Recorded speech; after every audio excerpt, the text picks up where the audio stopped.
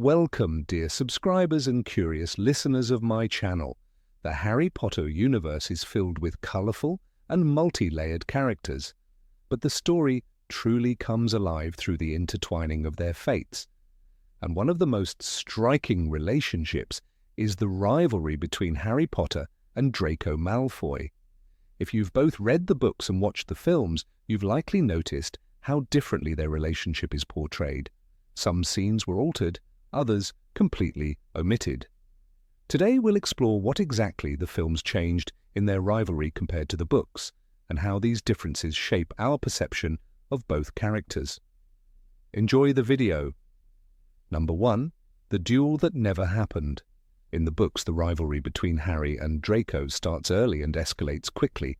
One of the first peaks is when Draco challenges Harry to a midnight duel, a setup intended to get Harry caught breaking the rules. Harry, Ron, Hermione and Neville head to the Forbidden Corridor, where they not only narrowly avoid punishment, but also encounter the three-headed dog, the beginning of a much larger story. This entire scene was cut from the film, yet it's the first moment that unites the main characters as a team and shows how scheming Draco can be. Number 2, the Inquisitorial Squad. In Order of the Phoenix, Draco is almost invisible in the film. Blink and you might miss him. But in the book, he gains real power by joining Dolores Umbridge's Inquisitorial Squad. Alongside other Slytherins, he patrols the school, gleefully punishes Gryffindors, and deducts points from Harry.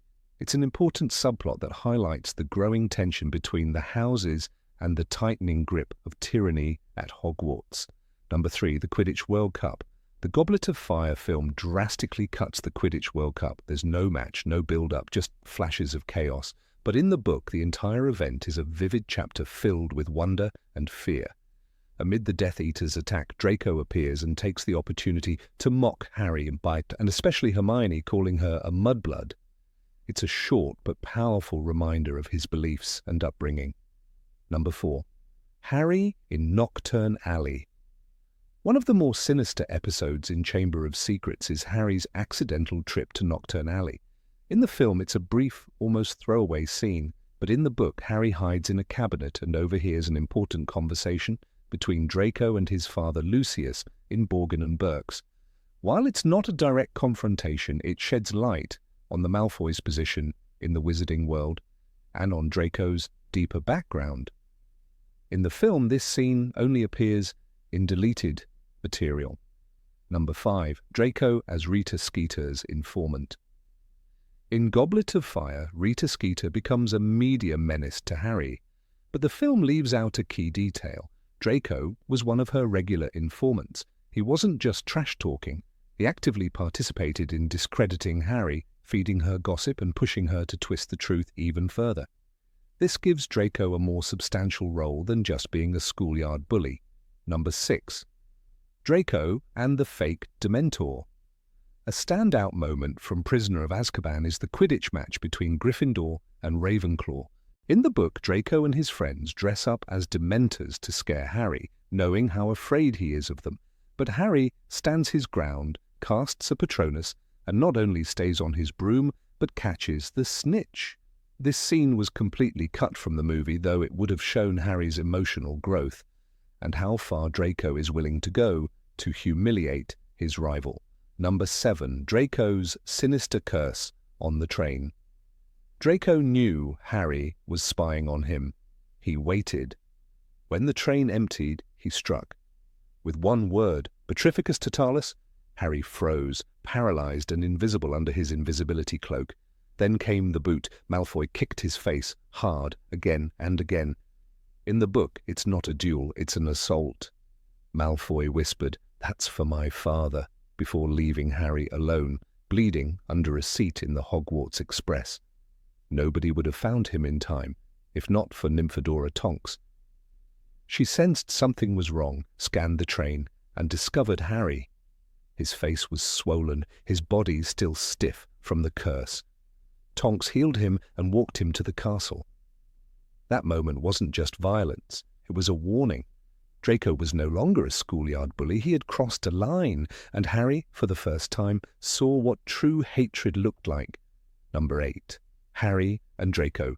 The battle in Moaning Myrtle's bathroom. Draco didn't hear Harry enter. He stood hunched over the sink in Moaning Myrtle's bathroom, pale and soaked with stress. His reflection was broken in the cracked mirror. Harry didn't come to fight. Not really. But words turned sharp, wands raised, and before either could think, spells flew. Draco struck first. Harry answered without thinking, shouting a curse he had read in the Half-Blood Prince's book, Sectum Sempra? The effect was instant. Draco collapsed. Blood poured from slashes across his chest and face as if invisible blades had torn him open. He screamed. Myrtle screamed louder. She wailed, "Murder! Murder in the bathroom!" The tiles turned red. Harry stood frozen, horrified by what he'd done. This wasn't a prank or a duel. This was real violence. His enemy, his rival, was bleeding out in front of him. Snape arrived and saved Draco. With hurried, whispered spells, he stopped the bleeding. He never asked what happened, but the look he gave Harry said everything. Harry had gone too far. Later, alone, Harry read the name Sectum Sempra again in the margins of the textbook, this time followed by a warning for enemies. That moment shattered something, not just between Harry and Draco, but within Harry himself. He had meant to defend, instead he nearly killed, and Draco, once so loud and proud, was left trembling, silent, and afraid. Number 9, Malfoy and the Astronomy Tower, a tragedy of choice. On the Astronomy Tower, Draco Malfoy stood with a wand in his shaking hand and fear in his eyes. He had disarmed Albus Dumbledore. The moment was his. Voldemort had given him a task: kill the headmaster, or his family would suffer. But Draco couldn't do it. The wand stayed raised, but his voice trembled. He wasn't ready to kill. He had never been. Dumbledore saw it. He didn't plead. He spoke gently. "Draco, you are not a killer." And it was true. Draco had spent the year planning, sabotaging, even cursing. But the final step paralyzed him. His face was pale. His robes clung to him, soaked from the storm. He was a boy drowning in expectations too heavy for his age, a pawn trapped between terror and pride. When the other Death Eaters arrived, Draco didn't move. He didn't speak. He didn't even celebrate. It was Severus Snape who cast the curse. But Draco had already failed, or perhaps succeeded in the only way that mattered. He hadn't become a murderer. He had held the line, if only barely. That single act of hesitation revealed more of his soul than years of insults and sneers ever had. The films made the scene short, quiet, almost cold. But in the book, it is raw, human. Draco's inner collapse is laid bare. He wasn't evil, he was desperate. "Nobody else is going to die," he said at one point, voice cracking. In that moment, Malfoy wasn't a villain. He was a child forced to make a choice no child should face. And the tragedy was that either path would scar him forever. Number 10, Malfoy's wand changed everything. It wasn't Dumbledore's tomb or Voldemort's ambition that sealed the fate of the Elder Wand. It was Draco Malfoy, and it happened quietly, without sparks or thunder. At Malfoy Manor, when Harry disarmed Draco and took his wand, he unknowingly became the wand's new master. That single moment, often overlooked in the films, changed everything. The wand didn't care about loyalty or intention. It cared about power, about defeat. And Draco, who had previously disarmed Dumbledore atop the Astronomy Tower, had unknowingly become the wand's true master. So when Harry took Draco's wand, not even the Elder Wand itself, that invisible chain of ownership passed to him. Harry didn't know it yet, but magic did. Voldemort never understood it. He thought murder was the key, that possessing the wand meant controlling it. But when he cast the killing curse in the final duel, the Elder Wand refused him. It turned back. It chose its real master, and the spell meant to kill Harry rebounded on its caster. In the end, it wasn't prophecy or fate. It was wand law, and Malfoy stood at the center of it. Rowling makes it clear the Elder Wand refused to harm its true master. And that master was Harry, not because of greatness, but because of a single, disarming spell cast in a moment of desperation. The irony is sharp. Draco Malfoy, who spent so long chasing power, handed it away with a flick of his wrist, and in doing so gave Harry the one edge he needed to end it all. Number 11, Silent Reconciliation on Platform 934. On Platform 934, 19 years later, everything is quieter. The war is over, the scars remain, but they're hidden now. In the way people stand, the way they glance. Harry is sending his son Albus off to Hogwarts, and then he sees Draco, older, paler, but unmistakably him, standing with his own son, Scorpius. No words pass between them, but Harry nods, and Draco nods back. The book doesn't make this moment loud or dramatic. It doesn't need to. That small gesture is everything. It's not friendship, it's not forgiveness, but it is peace. Both men lived through too much to pretend the past didn't happen, but in that one silent exchange, they acknowledge each other as equals. Survivors, fathers. J.K. Rowling writes it simply. Draco caught Harry's eye and gave a tiny nod. Harry gave a curt nod back. Two boys who once hurled curses across classrooms now share a quiet human truth. They both made it out. They both have something to protect, and even if they'll never speak of it, they understand. Number 12. Draco almost switched sides. Inside the room of requirement during the chaos of the final battle, Draco Malfoy wasn't the villain he used to be. He entered not with purpose, but hesitation. Alongside Crabbe and Goyle, he chased Harry, Ron, and Hermione. But his heart wasn't in it. There was no hatred in his voice, only confusion. His threats felt thin. When he shouted, "That's my wand you're holding, Potter!" It wasn't dominance. It was desperation, a boy trying to hold on to something, anything, that still belonged to him. Then the fire came. Crabbe, angry and reckless, cast Fiend Fire, a spell so wild and dangerous it spiraled out of control. It filled the room with living flame, a monster of heat and light. In that moment, all sides vanished. There was no Gryffindor, no Slytherin, only death. Malfoy tripped, slipped, and would have been consumed if not for Harry. Without thinking, Harry turned his broom around and dove. He grabbed Draco by the collar and yanked him into the air. Ron followed, pulling Goyle. Crabbe perished in the fire he created. This wasn't the first time Harry had saved Malfoy, but this time it meant something more. Draco had hesitated, not just in chasing Harry, but in choosing. He never raised his wand to kill. He didn't curse. He only ran. Even Hermione noticed. Later, when they spoke of the room, she said quietly, "He didn't want to be there." It wasn't loyalty that kept Draco in Voldemort's camp. It was fear, and fear, unlike cruelty, can be broken. The film missed it. On screen, Malfoy remained cold and silent. But the book tells another story, of a boy so deep in the dark that even a flicker of doubt becomes a cry for help. Draco didn't switch sides that night, but he came close. Close enough that Harry saw it, close enough that he reached out and pulled him out of the fire. Number 13, the arrest of Lucius Malfoy and the fall of family pride. After the battle in the Department of Mysteries at the end of Harry Potter and the Order of the Phoenix, Lucius Malfoy is captured and sent to Azkaban. This is more than just a legal defeat. It's a public humiliation. For Draco, the consequences are brutal. His father, once a powerful symbol of Malfoy's status, now stands as a prisoner exposed before the entire wizarding world. The name Malfoy no longer brings silent respect in the halls of Hogwarts. It brings whispers, smirks, pity. Draco changes. In the earlier books, he's a peacock, smug, loud, and always performing. But in Half-Blood Prince, his voice lowers, his gaze hardens. He doesn't hurl insults the same way. The fear is real now. Even Pansy Parkinson, who once giggled at every cruel joke, begins to look at him with more concern than amusement. In one telling moment, Harry observes him in the Great Hall and thinks, there was no trace of his usual sneer. The mask is cracking. What eats at Draco most isn't just the absence of his father.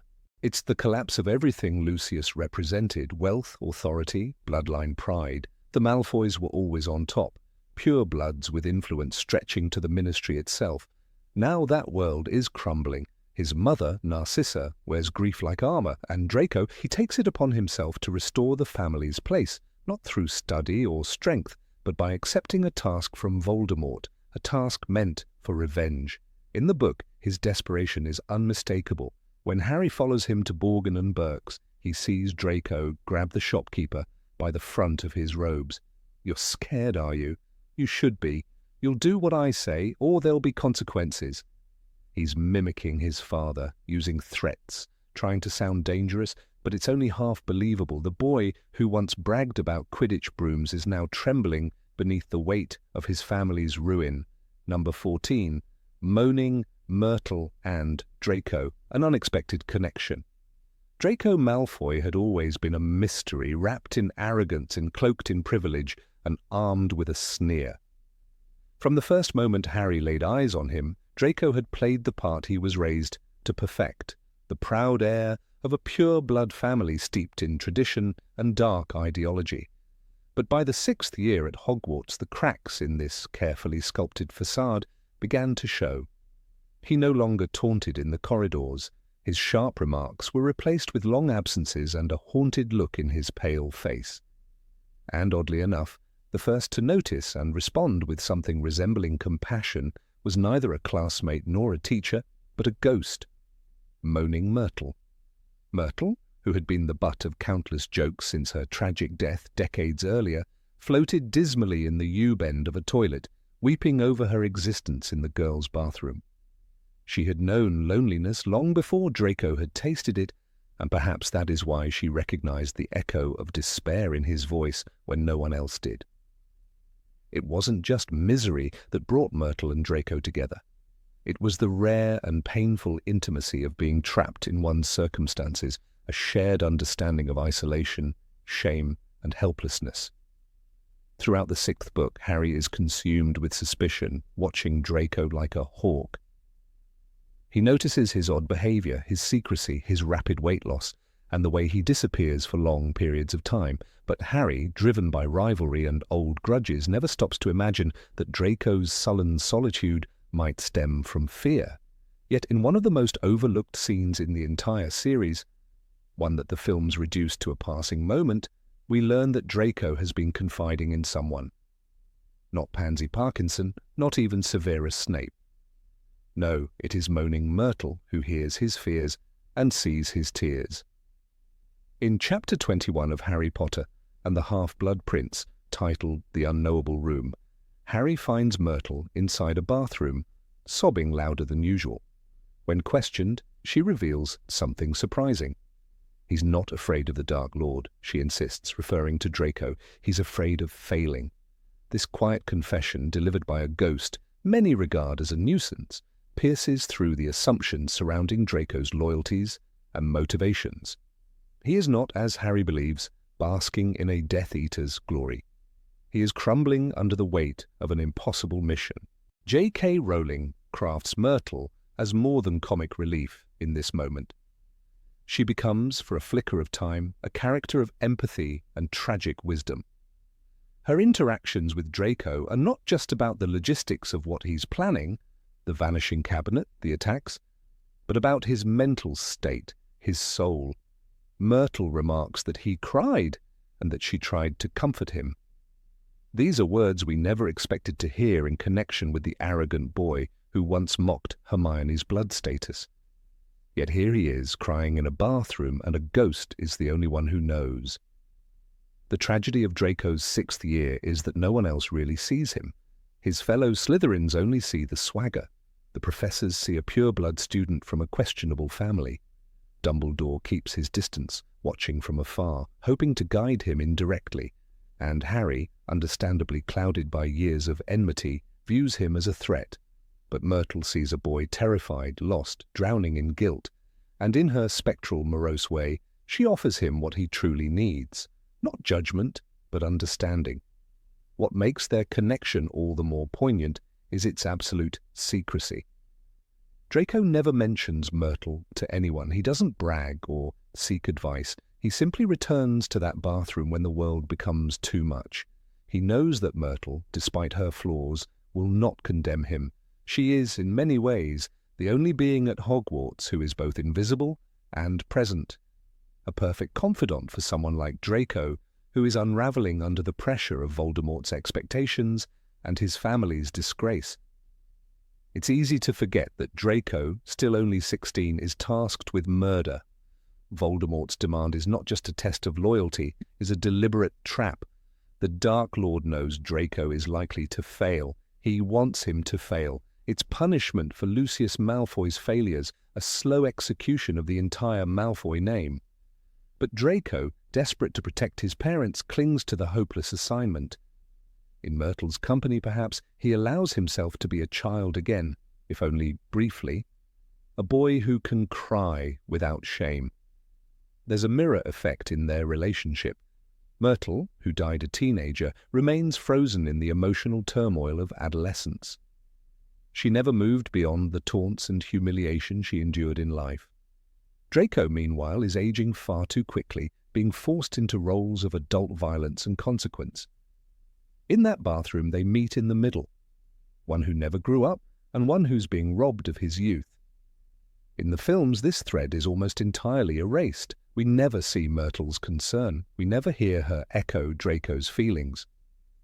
The films chose to emphasize action and romantic subplots, but in doing so, they missed one of the most heartbreaking character moments of the series. Readers of the books know that Myrtle, often dismissed as annoying, plays a small but critical role in giving the audience a new lens through which to see Draco Malfoy. There is one visual detail in the books that speaks volumes, when Draco is found sobbing before the sink, staring at his own reflection.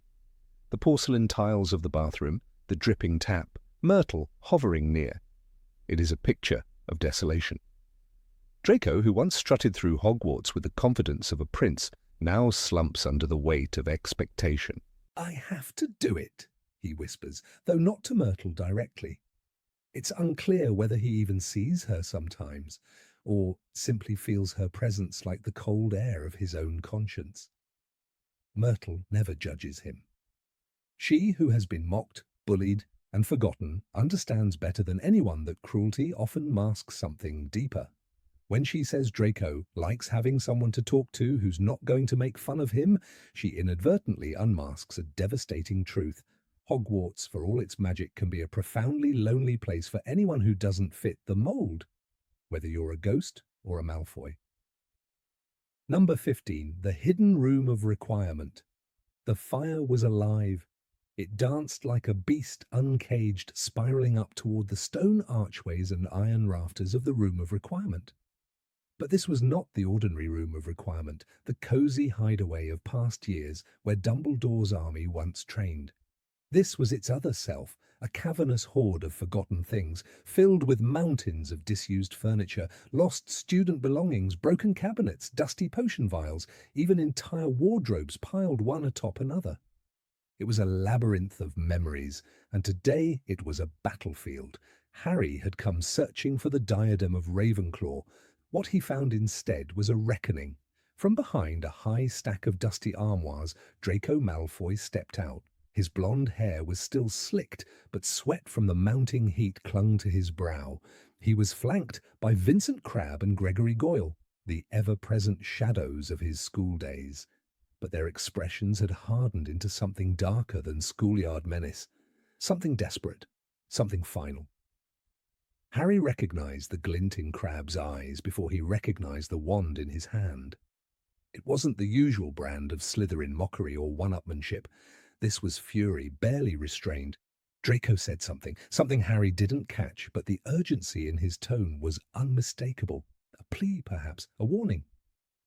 In that split second, Harry could see it. Malfoy wasn't in control. Whatever grip he had once held over Crabbe and Goyle had shattered. And Crabbe, no longer content to follow, had found his own power. That power would soon engulf everything. The diadem glinted high atop a pile of rubble, a wraith-like thing untouched by time. Harry reached for it, but the moment splintered. Crabbe shouted an incantation, and the world changed. "Fiend fire!" The cursed fire erupted like a dragon unbound, spewing serpents and chimera from its molten core. They twisted in midair, devouring everything in their path.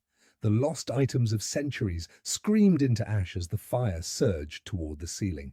Harry barely had time to leap back. The heat struck like a physical blow, and behind it, chaos reigned. Ron and Hermione scrambled across toppled shelves, wands at the ready, trying to find another route to safety. Goyle turned to flee but slipped, vanishing into a pile of smouldering crates. Only Draco remained standing, frozen in place, his wand held out but useless against the conjured horror. There was a moment, a flicker, when Draco's eyes met Harry's. Fear was there, certainly, but something else, too. A helplessness Harry hadn't expected, not from Draco, not after all this time. The fire advanced. The three of them ran, hurdling chairs, vaulting over desks. Behind them, the inferno consumed the room's endless sprawl of hoarded history. The diadem was lost again, swallowed by smoke. Harry could hear Ron calling out that they had to get out. But Harry stopped, because Draco had fallen. The floor had given way beneath Malfoy. He dangled by one arm from a rusted iron beam, the heat just feet below him. He was slipping. This was the boy who had tried to sabotage him, the boy who once gloated over his injuries, the boy who had almost killed Dumbledore. And yet Harry didn't hesitate. He turned back. Seamus Finnegan would later call it madness, but to Harry it felt inevitable. He wasn't saving Draco Malfoy, the Slytherin prince. He was saving a boy, trapped by forces he never fully understood. Harry reached out, locked wrists with Malfoy, and hauled him up onto the beam. The fire howled behind them, and for a heartbeat they lay side by side, coughing, heaving, alive. Goyle, dazed and wide-eyed, stumbled toward them, and the three boys scrambled through a broken passage just as the cursed fire tore the rest of the ceiling down. Later, as they collapsed outside in the corridor, the castle groaning under the weight of battle elsewhere, no one spoke. The silence was not peace, but truce. In the book, Rowling describes it clearly. Harry seized the back of Malfoy's robes, barely preventing him from slipping again. Crabbe had vanished beneath the fire, and Harry knew he was dead. The narrative never glorifies the moment, but it makes it vital. In that instant, the cycle of revenge broke. What the film version clips into a few seconds of action, the book lingers over. We see Draco's hesitation, we see Crabbe's instability, we see Harry's choice. The whole encounter is soaked in moral tension. Who are these boys now? What separates them? The secret chamber within the room of requirement reflects the soul of the one who summons it. For Harry, it was always a place of necessity and growth. For Malfoy, it had been a refuge during the darkest months of his 6th year, a prison where he fixed the vanishing cabinet, alone and afraid. Now, in their final encounter here, the room becomes both tomb and crucible. It reveals who they are. Draco doesn't thank Harry, not then, not ever, really. But something changes. He no longer looks at Harry with hatred, just silence. And that silence says everything. This moment is not the end of a rivalry. It is the beginning of understanding. As Rowling writes, there was no trace of triumph, no trace of fear. There was no trace of anything at all in Malfoy's face, but he was watching Harry as though he could not quite believe his eyes. Crabbe dies in the fire he could not control, a metaphor of recklessness turned inward. Goyle, who survives, is reduced to the background, a ghost of his former bully self. But Draco, saved by the one he believed was his enemy, is forced to confront what he has become. And who Harry really is. Number 16, Harry saves Draco twice. In the smouldering chaos of Hogwarts, while rubble fell like rain and curses cracked through the air like thunder, Harry Potter made a choice not dictated by strategy or alliance, but by something far older and more powerful, his refusal to abandon his humanity. Draco Malfoy, the boy who had tormented him for years, stood on the brink of death not once but twice, and both times Harry stepped into the fire, both literally and metaphorically, to pull him back. It wasn't a coincidence. It wasn't mercy as a passing thought. It was who Harry was at his core, a boy who could not watch someone die, even if that someone had once called him his enemy. The first moment arrived deep within the heart of the Room of Requirement, transformed into a grotesque furnace of magical fury. Vincent Crabbe, driven by desperation and a misguided sense of power, unleashed Fiendfire, magic so ancient and uncontrollable that even the Death Eaters feared it. It spread like a living monster, consuming books, furniture, and stone with an unnatural hunger. As the flames raged higher, Harry, Ron, and Hermione navigated the collapsing space in search of Ravenclaw's lost diadem. But they weren't the only ones inside. Draco and Blaise Zabini were there too, trapped, terrified, and cornered by the very magic unleashed by their companion. Crabbe did not survive his own recklessness, but Draco might have joined him in death if not for the unflinching instinct of Harry. With no reason other than a refusal to let someone perish before his eyes, Harry soared back into the fire on a broom, zigzagging between falling beams and flaming debris. Harry wheeled the broom about, holding it steady while Ron pulled Blaise up behind him. Hermione and Ron sped off, Draco dangling from Ron's legs. Deathly Hallows, Chapter 31. These were not the actions of someone trying to win a war. They were the actions of someone who saw through hatred to humanity. This was the first rescue, drenched in fire, adrenaline, and dust. But it was not the last. As the final confrontation loomed and Voldemort's voice echoed through the ruins of the castle, Harry's second decision came without fanfare, but it was no less significant. When the Dark Lord commanded that all who stood in his path be killed without question, Malfoy became collateral. He had failed in his task to kill Dumbledore. He had not found glory among the Death Eaters, and now he was seen as expendable by both sides. Alone in the great hall, bruised and lost, Draco stumbled through the carnage, a boy no longer sure where he belonged. Harry saw him. He saw more than a Slytherin, more than an enemy. He saw someone lost in a war too big for any one person to control. And when the moment came, when it would have been easier, perhaps even justifiable, to leave Draco behind, Harry, once again, chose differently. He shielded him, called out to him, redirected attention to ensure Draco would not fall under the wand of a Death Eater loyal to Voldemort's final command. There are no grand spells or heroic declarations to mark this moment in the book, just quiet intent and decisive action. These two rescues weren't coincidental. They were deliberate. They were reflections of something Rowling carefully wove through Harry's character from the beginning, his resistance to revenge. Harry never repaid cruelty with cruelty. He endured abuse at the Dursleys, but did not grow into a bitter boy. He lost Sirius and still did not give in to the seduction of hatred, and when presented with Draco Malfoy, the personification of schoolyard cruelty, elitism, and cowardice, Harry saved him. Twice. Draco was not a villain in the traditional sense. He was a boy raised on the ideology of purity and power, fed lies and manipulated by greater evils, but he was never beyond saving. Harry saw that perhaps more clearly than Draco did himself. In those moments of fire and fear, their decades of rivalry melted away like snow under a dragon's breath. What remained was just two boys born into a war not of their choosing, trying to survive. And let us not overlook how remarkable these choices were. Harry had no obligation to save Draco. In fact, after 6 years of insults, sabotage, and even attempted curses, many would have expected Harry to turn away, but he did not. He didn't ask why Draco was there. He didn't demand gratitude. He didn't hesitate. That is the real magic in these moments. Not in spells or enchanted artifacts, but in the decision to preserve life where death seemed easier.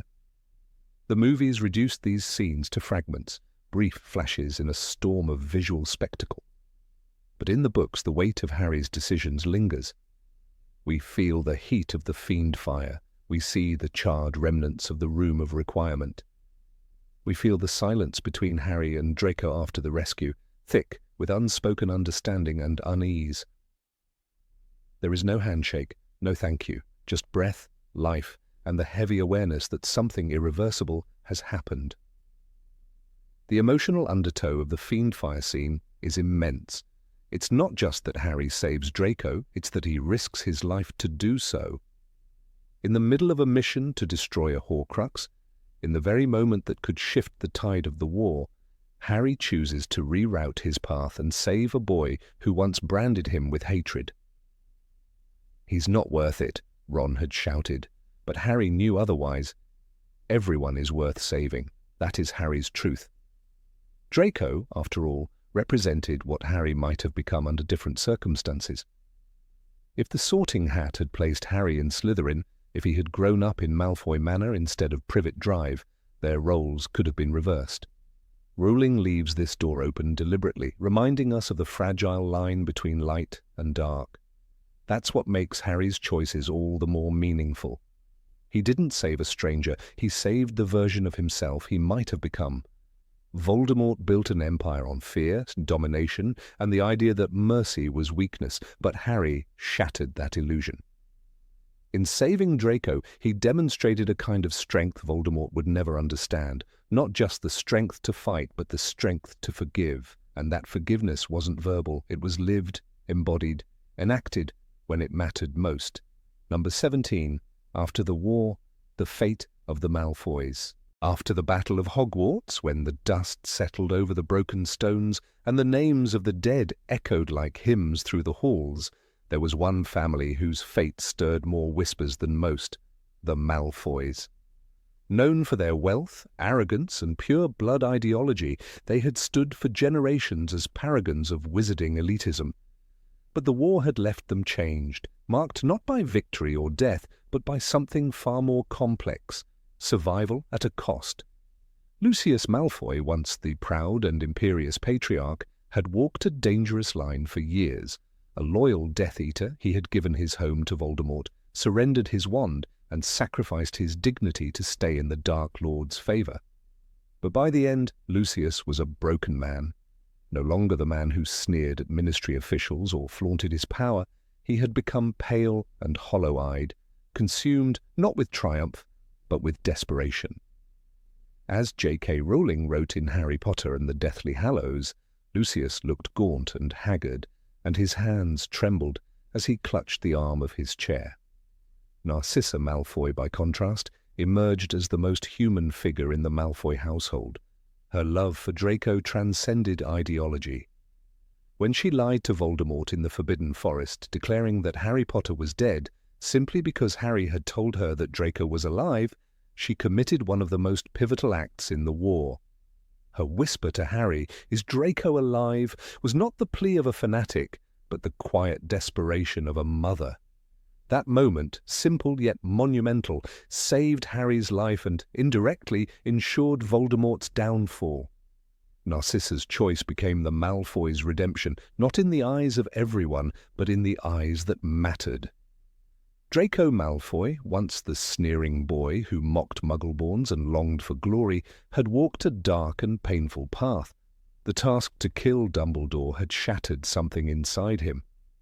The Room of Requirement, the Vanishing Cabinet, the Cursed Necklace, all those were shadows he tried to walk through, but in the end he couldn't bring himself to murder. It was Severus Snape who did what Draco could not. And though Draco survived the war, he did not walk away untouched. He bore no visible scars, yet the silence that followed him spoke of wounds not easily healed.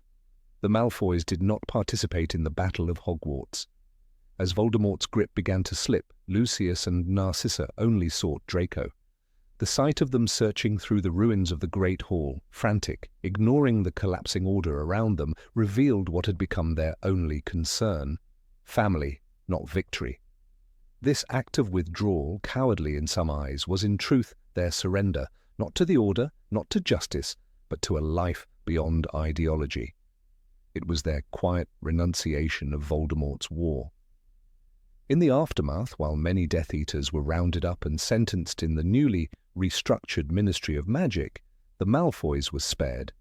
They were not absolved of all guilt, but their cooperation and the crucial role Narcissa played tipped the scales. Kingsley Shacklebolt, the new Minister for Magic, focused on rebuilding and reconciling, not exacting revenge.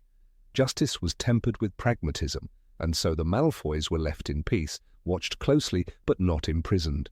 Draco's life in the post-war years was not one of fame or ambition. He did not follow his father into the political arena, nor did he cling to the decaying beliefs of blood purity. He married Astoria Greengrass herself from a pure-blood family, but one known for their moderate stance. Together they had a son, Scorpius. The birth of Scorpius marked a new beginning, quiet, cautious, and different from the grand lineage that had defined Malfoys before. Astoria, sickly and gentle, raised Scorpius to be kind and tolerant, a sharp contrast to Lucius's legacy. By the time Harry saw Draco again on platform 9 3/4, 19 years later, Draco's life had clearly taken a new shape. He stood apart from the others, his face still pale but softer. He did not smirk, did not sneer. He simply nodded. No words passed between them, but the gesture said enough. He had let go of the past, even if it had not let go of him. He was no longer a boy trying to earn his father's praise. He was a man trying to protect his own son from the world he had once embraced. This transformation did not erase the past, nor did it win public admiration.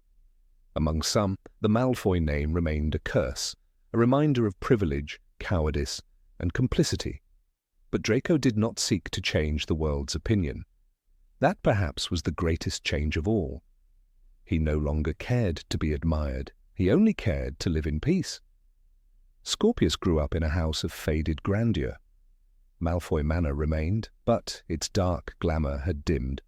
Portraits that once boasted of bloodlines were now dusted with quiet shame. The tapestries still hung, but no longer defined who belonged. Lucius, aging and withdrawn, rarely left the house.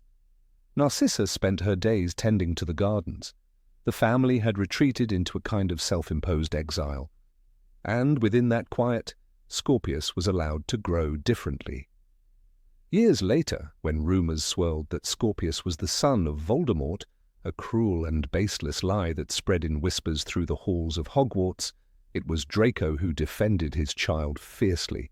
He did not storm the ministry or demand public apologies. He simply stood by Scorpius, guiding him with the calm determination of someone who had learned what true loyalty meant. As seen in Harry Potter and the Cursed Child, Draco's quiet strength revealed itself in his fatherhood. What made the Malfoys' fate so unique was the fact that they were never truly punished nor fully redeemed. They existed in a moral grey zone, not heroes, not villains, survivors. The choices they made during the war, especially Narcissa's choice in the forest, saved them, but they could not erase everything that had come before. And they did not try to. They simply stepped aside, rebuilding their lives brick by brick, far from the grand designs of their ancestors. Harry, despite everything, bore no ill will. He testified that Narcissa had saved his life. He never sought vengeance on Draco. Time softened the old rivalry. Harry understood better than most what it meant to be used by powers greater than oneself, and Draco, in turn, respected that Harry had never used his fame to persecute. Even Ron Weasley, who had once vowed he would punch Draco in the nose if he saw him again, no longer saw threat in the man standing at the edge of the station. Time had done what no spell could. It had changed hearts, if not always minds. The Malfoys were no longer enemies. They were simply former figures in a war everyone wished to forget. The epilogue did not show the Malfoys' full story, but it hinted at a quieter truth. That true freedom for Draco was not found in power or pride, but in stepping away from both. His liberation was not marked by fanfare, but by the simple act of walking his son to school, nodding to an old rival, and living without fear. The portrait of the Malfoy family in the post-war era is not one of grandeur or tragedy. It is one of change, slow, painful, and imperfect. They did not change the world, but they changed themselves, and sometimes that is the greater feat. In the long corridors of wizarding history, the Malfoys are remembered not for their final acts of war, but for the silence that followed, for the lives they chose not to take, for the power they chose not to reclaim, for the ideologies they chose to abandon. In that silence they found a strange kind of redemption. Lucius faded into old age, bitter but silent. Narcissa watched over her family with quiet vigilance, and Draco, with a touch of melancholy, raised a boy who would never know the same chains that had once bound him. The cycle, for now, was broken, not by triumph or punishment, but by the quiet rebellion of peace. Would Draco ever speak of the war to Scorpius? Perhaps, but not as a tale of glory or revenge, only as a caution, only as a whisper of the man he once was and would never be again. Because for Draco Malfoy the war had ended not on the battlefield, but in the choices he made when no one was watching, and that in the end was his true victory. Number 18, Harry defends Draco in front of everyone. It was chaos. The walls of Hogwarts trembled beneath the weight of war, stone and magic colliding in furious thunder. Fire raged across the grounds, and above it all spells flew in colours too vivid to be beautiful. Somewhere between the ruin and the roar, Harry Potter made a choice that revealed far more than strategy. It revealed his soul. In a moment when vengeance would have been justified, when hesitation could have cost everything, Harry did something no one expected. He protected Draco Malfoy. They had once been bitter rivals, separated by houses, bloodlines, and worldviews. Draco was the pure-blood heir of an elite wizarding family, groomed in prejudice and pride. Harry was the orphan boy who had never known a real home, thrust unwillingly into fame and prophecy. Their animosity had begun from the very first day at Hogwarts, sharpened by years of competition and contempt. But during the Battle of Hogwarts, when the last stand between good and evil shattered the world they knew, something changed. It happened shortly after Harry emerged from the Room of Requirement, still catching his breath from the firestorm of cursed flames that had nearly consumed them. Vincent Crabbe had unleashed the fiend fire, a hellish fire he couldn't control. It had consumed everything, books, shelves, walls, and nearly them. Draco had been there, and so had his crony, Gregory Goyle. But Crabbe didn't make it out. He perished in the inferno he had summoned, a tragic consequence of dark power wielded recklessly. As Harry, Ron, and Hermione stumbled out of the collapsing room, coughing and scorched, Draco Malfoy staggered behind them. Harry had saved him. Without thinking, without discussing it, Harry had reached out to grab Draco, to keep him from falling to his death, to make sure he escaped the fire. He did not leave him behind, though few would have blamed him if he had. Later, as the battle raged on, they encountered Draco again. This time, it wasn't just about survival, it was about trust. Harry found Draco unarmed, disoriented, and clearly not fighting for Voldemort's side. Ron and Hermione, exhausted and furious, saw Malfoy as the enemy he had always been. They hesitated. Hermione asked if they should really help him. Ron muttered something under his breath, an old grudge, still smouldering. But Harry didn't flinch. He looked straight at them and said, he was in the Room of Requirement, he wasn't fighting with them. It was a simple sentence, but it carried the weight of 1,000 decisions. This moment is often overlooked, lost amid the grandeur of the final confrontation with Voldemort, the deaths of beloved characters, and the collapse of long-held fears. But for readers who understand the emotional landscape of these characters, this moment rings like a bell in a quiet room. It was the moment Harry publicly acknowledged that Draco Malfoy, for all his mistakes and cruelty, had not crossed the point of no return. Harry didn't owe Draco anything. He could have justified leaving him. Draco had stood by while others tortured. He had tried to expose Harry multiple times. He had, in his 6th year, taken the Dark Mark, or at least worked closely with Death Eaters. He had let Dumbledore fall without resistance. But Harry had seen something no one else had. Doubt. In the Astronomy Tower, when Draco confronted Dumbledore with trembling hands, Harry had been watching under the invisibility cloak. He had seen Draco lower his wand, had seen his eyes shine with fear instead of hatred. That night, Draco hadn't killed. He had chosen not to. And though Snape delivered the killing curse, Harry had never forgotten that flicker of human conflict inside Malfoy. Now, in the ruins of Hogwarts, Harry acted on that memory. He recognized that Draco had stopped short of the abyss. That, in the darkest hour, he had chosen not to fight. He had not stood beside Voldemort. He had fled, but not attacked. And that was enough for Harry. This wasn't just mercy, it wasn't just decency, it was defiance. In protecting Draco in front of others, Harry was making a statement about what kind of world he wanted to build after the war. A world where redemption was possible, where people could change, where children who had made terrible choices under the pressure of fear and family could still find a way back. The boy who lived was not just fighting a tyrant, he was fighting an ideology. Voldemort's world was built on purity, vengeance, and division. Every gesture of compassion Harry made was a dagger to that worldview, and defending Draco, a symbol of privilege, arrogance, and old hatred, was the boldest gesture of them all. It's important to understand what was at stake. The castle was under siege. Friends were dying. Fred Weasley had just fallen. There was every reason to harden his heart. But Harry chose empathy. He chose to see Draco not as the boy who once sneered at Muggle-borns, but as the boy who now stood alone, without wand or allies, blinking in the light of everything he had once believed in collapsing around him. There is a moment in Harry Potter and the Deathly Hallows where this choice crystallizes.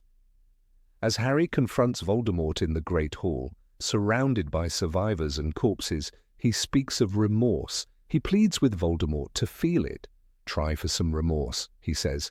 It's a plea to the part of every person that still feels, and it makes sense that Harry would make that plea because he had already shown what it looked like to believe in someone else's remorse. Draco had not apologized. He had not begged. He had not even thanked Harry. But Harry understood that silence could be louder than words. Draco's withdrawal from the final battle, his visible hesitation, his non-alignment, all of it spoke volumes. Harry saw it, and he wanted the others to see it too. He wasn't just protecting Draco physically, he was protecting the idea that people can return from the edge. It's telling that Ron and Hermione, though reluctant, follow his lead. They trust Harry's instinct because they've seen him show this kind of judgment before. He defended Sirius Black when everyone called him a murderer. He trusted Snape's memory even after a lifetime of conflict. Harry had always believed that truth could be hidden behind masks, that character was revealed in action, not legacy. Draco Malfoy never became a hero. He did not switch sides, take up arms against Voldemort, or make a stirring speech. But that's exactly what makes Harry's protection of him so powerful. He didn't save a friend, he saved someone who didn't deserve it. And in doing so, he refused to let the war turn him into a version of the thing he was fighting against. In the epilogue, 19 years later, Harry stands at platform 934 with his own children. Draco is there too, with his son. They nod. It is a small gesture, almost imperceptible, but it carries with it the weight of that moment in the battle, that time when Harry could have let him fall, could have ignored his fear, could have turned his back. And didn't. J.K. Rowling doesn't spell it out, but readers know. That nod is not just politeness, it's gratitude. It's a shared understanding that at the end, when everything was at stake, Harry chose to believe that people can change. And Draco, though never confessing aloud, never forgot that moment of grace. One of the greatest themes in the Harry Potter series is that the choices we make define who we are. Dumbledore says it best in the Chamber of Secrets. It is our choices, Harry, that show what we truly are, far more than our abilities. That moment, when Harry stops his friends from attacking Draco, is the embodiment of that truth. There was no applause, no dramatic music, just rubble, ash, and exhaustion. But for a boy who had been hunted, hated, and hailed as a hero, Harry made one of his most heroic decisions without a wand.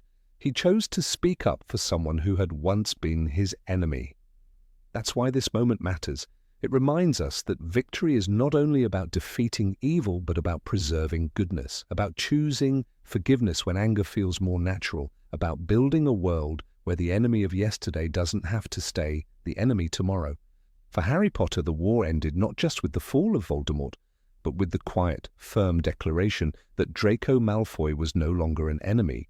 And that declaration, unspoken to the world, but clear to those around him, was a triumph of the human spirit as much as it was a victory of magic.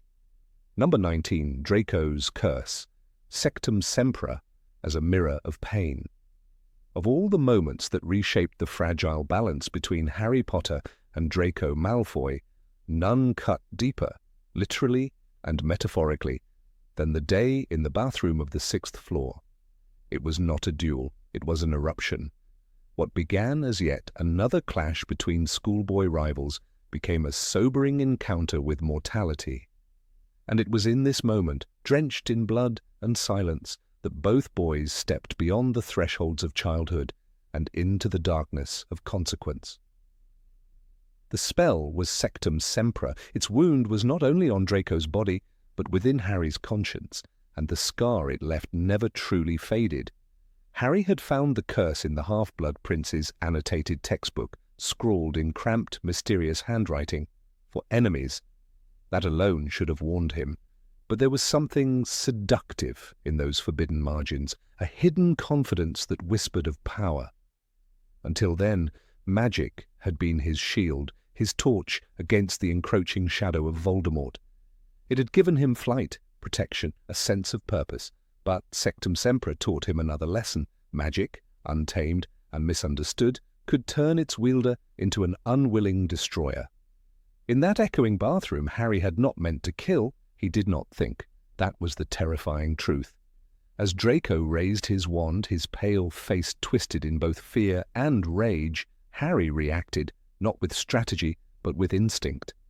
Sectum Sempra! The word burst from his mouth like venom. A slash of invisible force cleaved through the air. Draco fell, blood sprayed like ink across the pale marble. Harry, stunned, stared at the boy he had mocked, rivaled, chased through corridors, now writhing on the floor in agony, dying. J.K. Rowling does not dwell long on gore, but the image she offers is chilling. Blood spurted from Malfoy's face and chest, as though he had been slashed with an invisible sword. For a brief second, Harry could not move. The same boy who had faced Death Eaters, who had stood before dragons and dementors, was frozen. Not because he feared punishment, but because he realized, in one terrible moment, what he had done. The line between hero and attacker blurred in that pool of crimson. Draco, meanwhile, had been unraveling for some time. His mission, given by Voldemort, was an unbearable burden. His swagger had long since given way to sunken eyes and sleepless nights. The war had entered Hogwarts through him, and it was killing him from the inside, and now it was killing him from the outside too. The look on his face as he bled was not just pain, it was a cry from a soul at the brink, betrayed by a world that forced him to grow up too fast, too alone. Severus Snape's entrance saved Draco's life. Without a word, he silenced the scene, kneeling over the boy, invoking the counter-curse with clinical urgency. There may be a counter-jinx, he once told his class, but it is dangerous.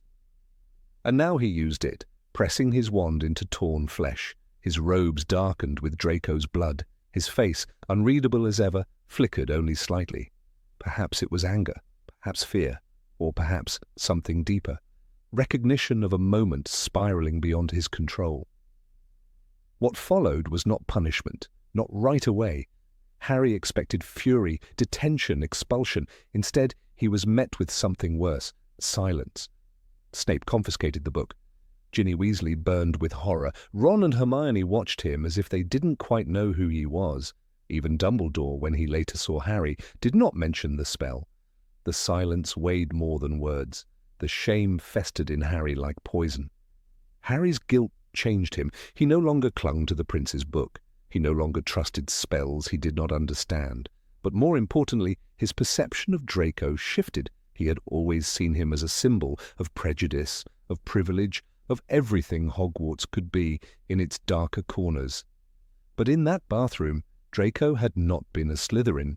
He had been a boy, afraid and alone, a mirror to Harry's own torment. Both were pawns in a war they did not start. It is often said that magic reflects the soul. Sectum Sempra was invented by Severus Snape during his youth, when bitterness and pain filled him like wildfire. The spell is pure wrath, raw, brutal, without elegance. It is violence given form, and it acts without discrimination. That Harry, raised with love and loss, could use it so easily speaks volumes about the danger of power without understanding. This was not a duel in the Great Hall, it was an awakening. Draco, too, was never the same.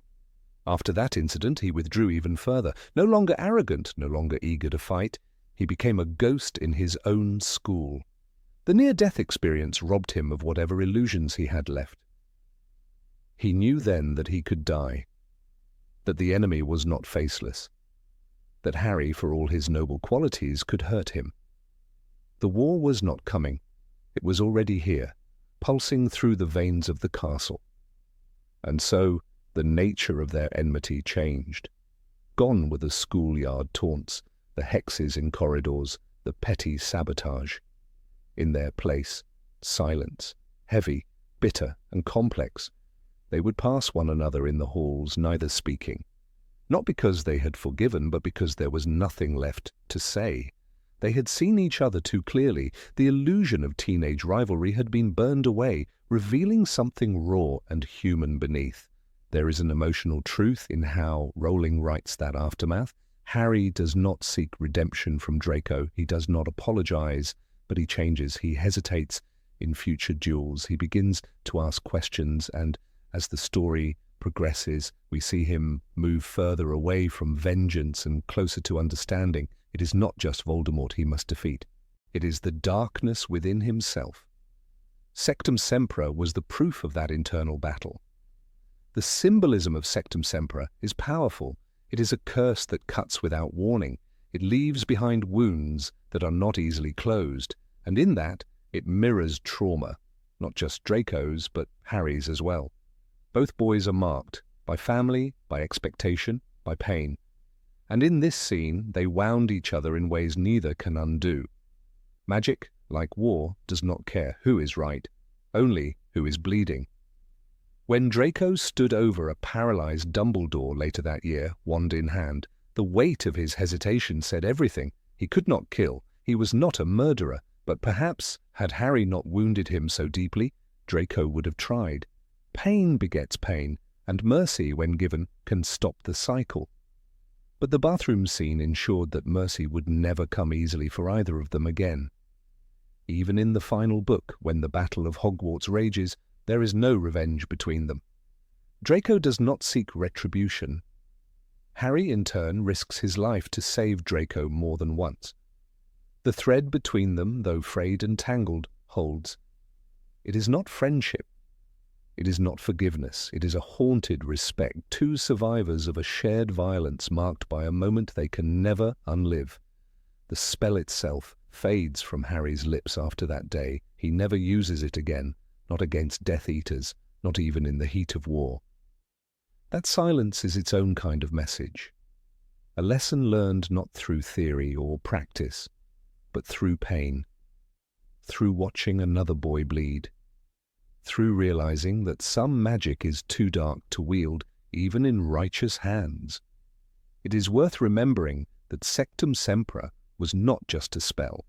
It was a creation of a man who had lived a life of rejection, abuse, and longing. Snape's past breathed within it, and when Harry cast it, he connected not only to Snape's mind, but to his sorrow. The mirror, once again. A reflection of what happens when hurt is allowed to grow unchecked. The tension between Harry and Draco after the curse was never healed, but it matured. Their hatred, once loud, became quiet. Their rivalry, once childish, became tragic. That one moment of bloodshed broke the cycle of pranks and taunts. It introduced reality into a world of fantasy, and in doing so, it marked the end of innocence. In the end, Sectum Sempra was more than a weapon. It was a warning, that even heroes can cause harm, that magic, when used without knowledge, can destroy as easily as it saves, and that enemies are sometimes only enemies because no one dared to look closer.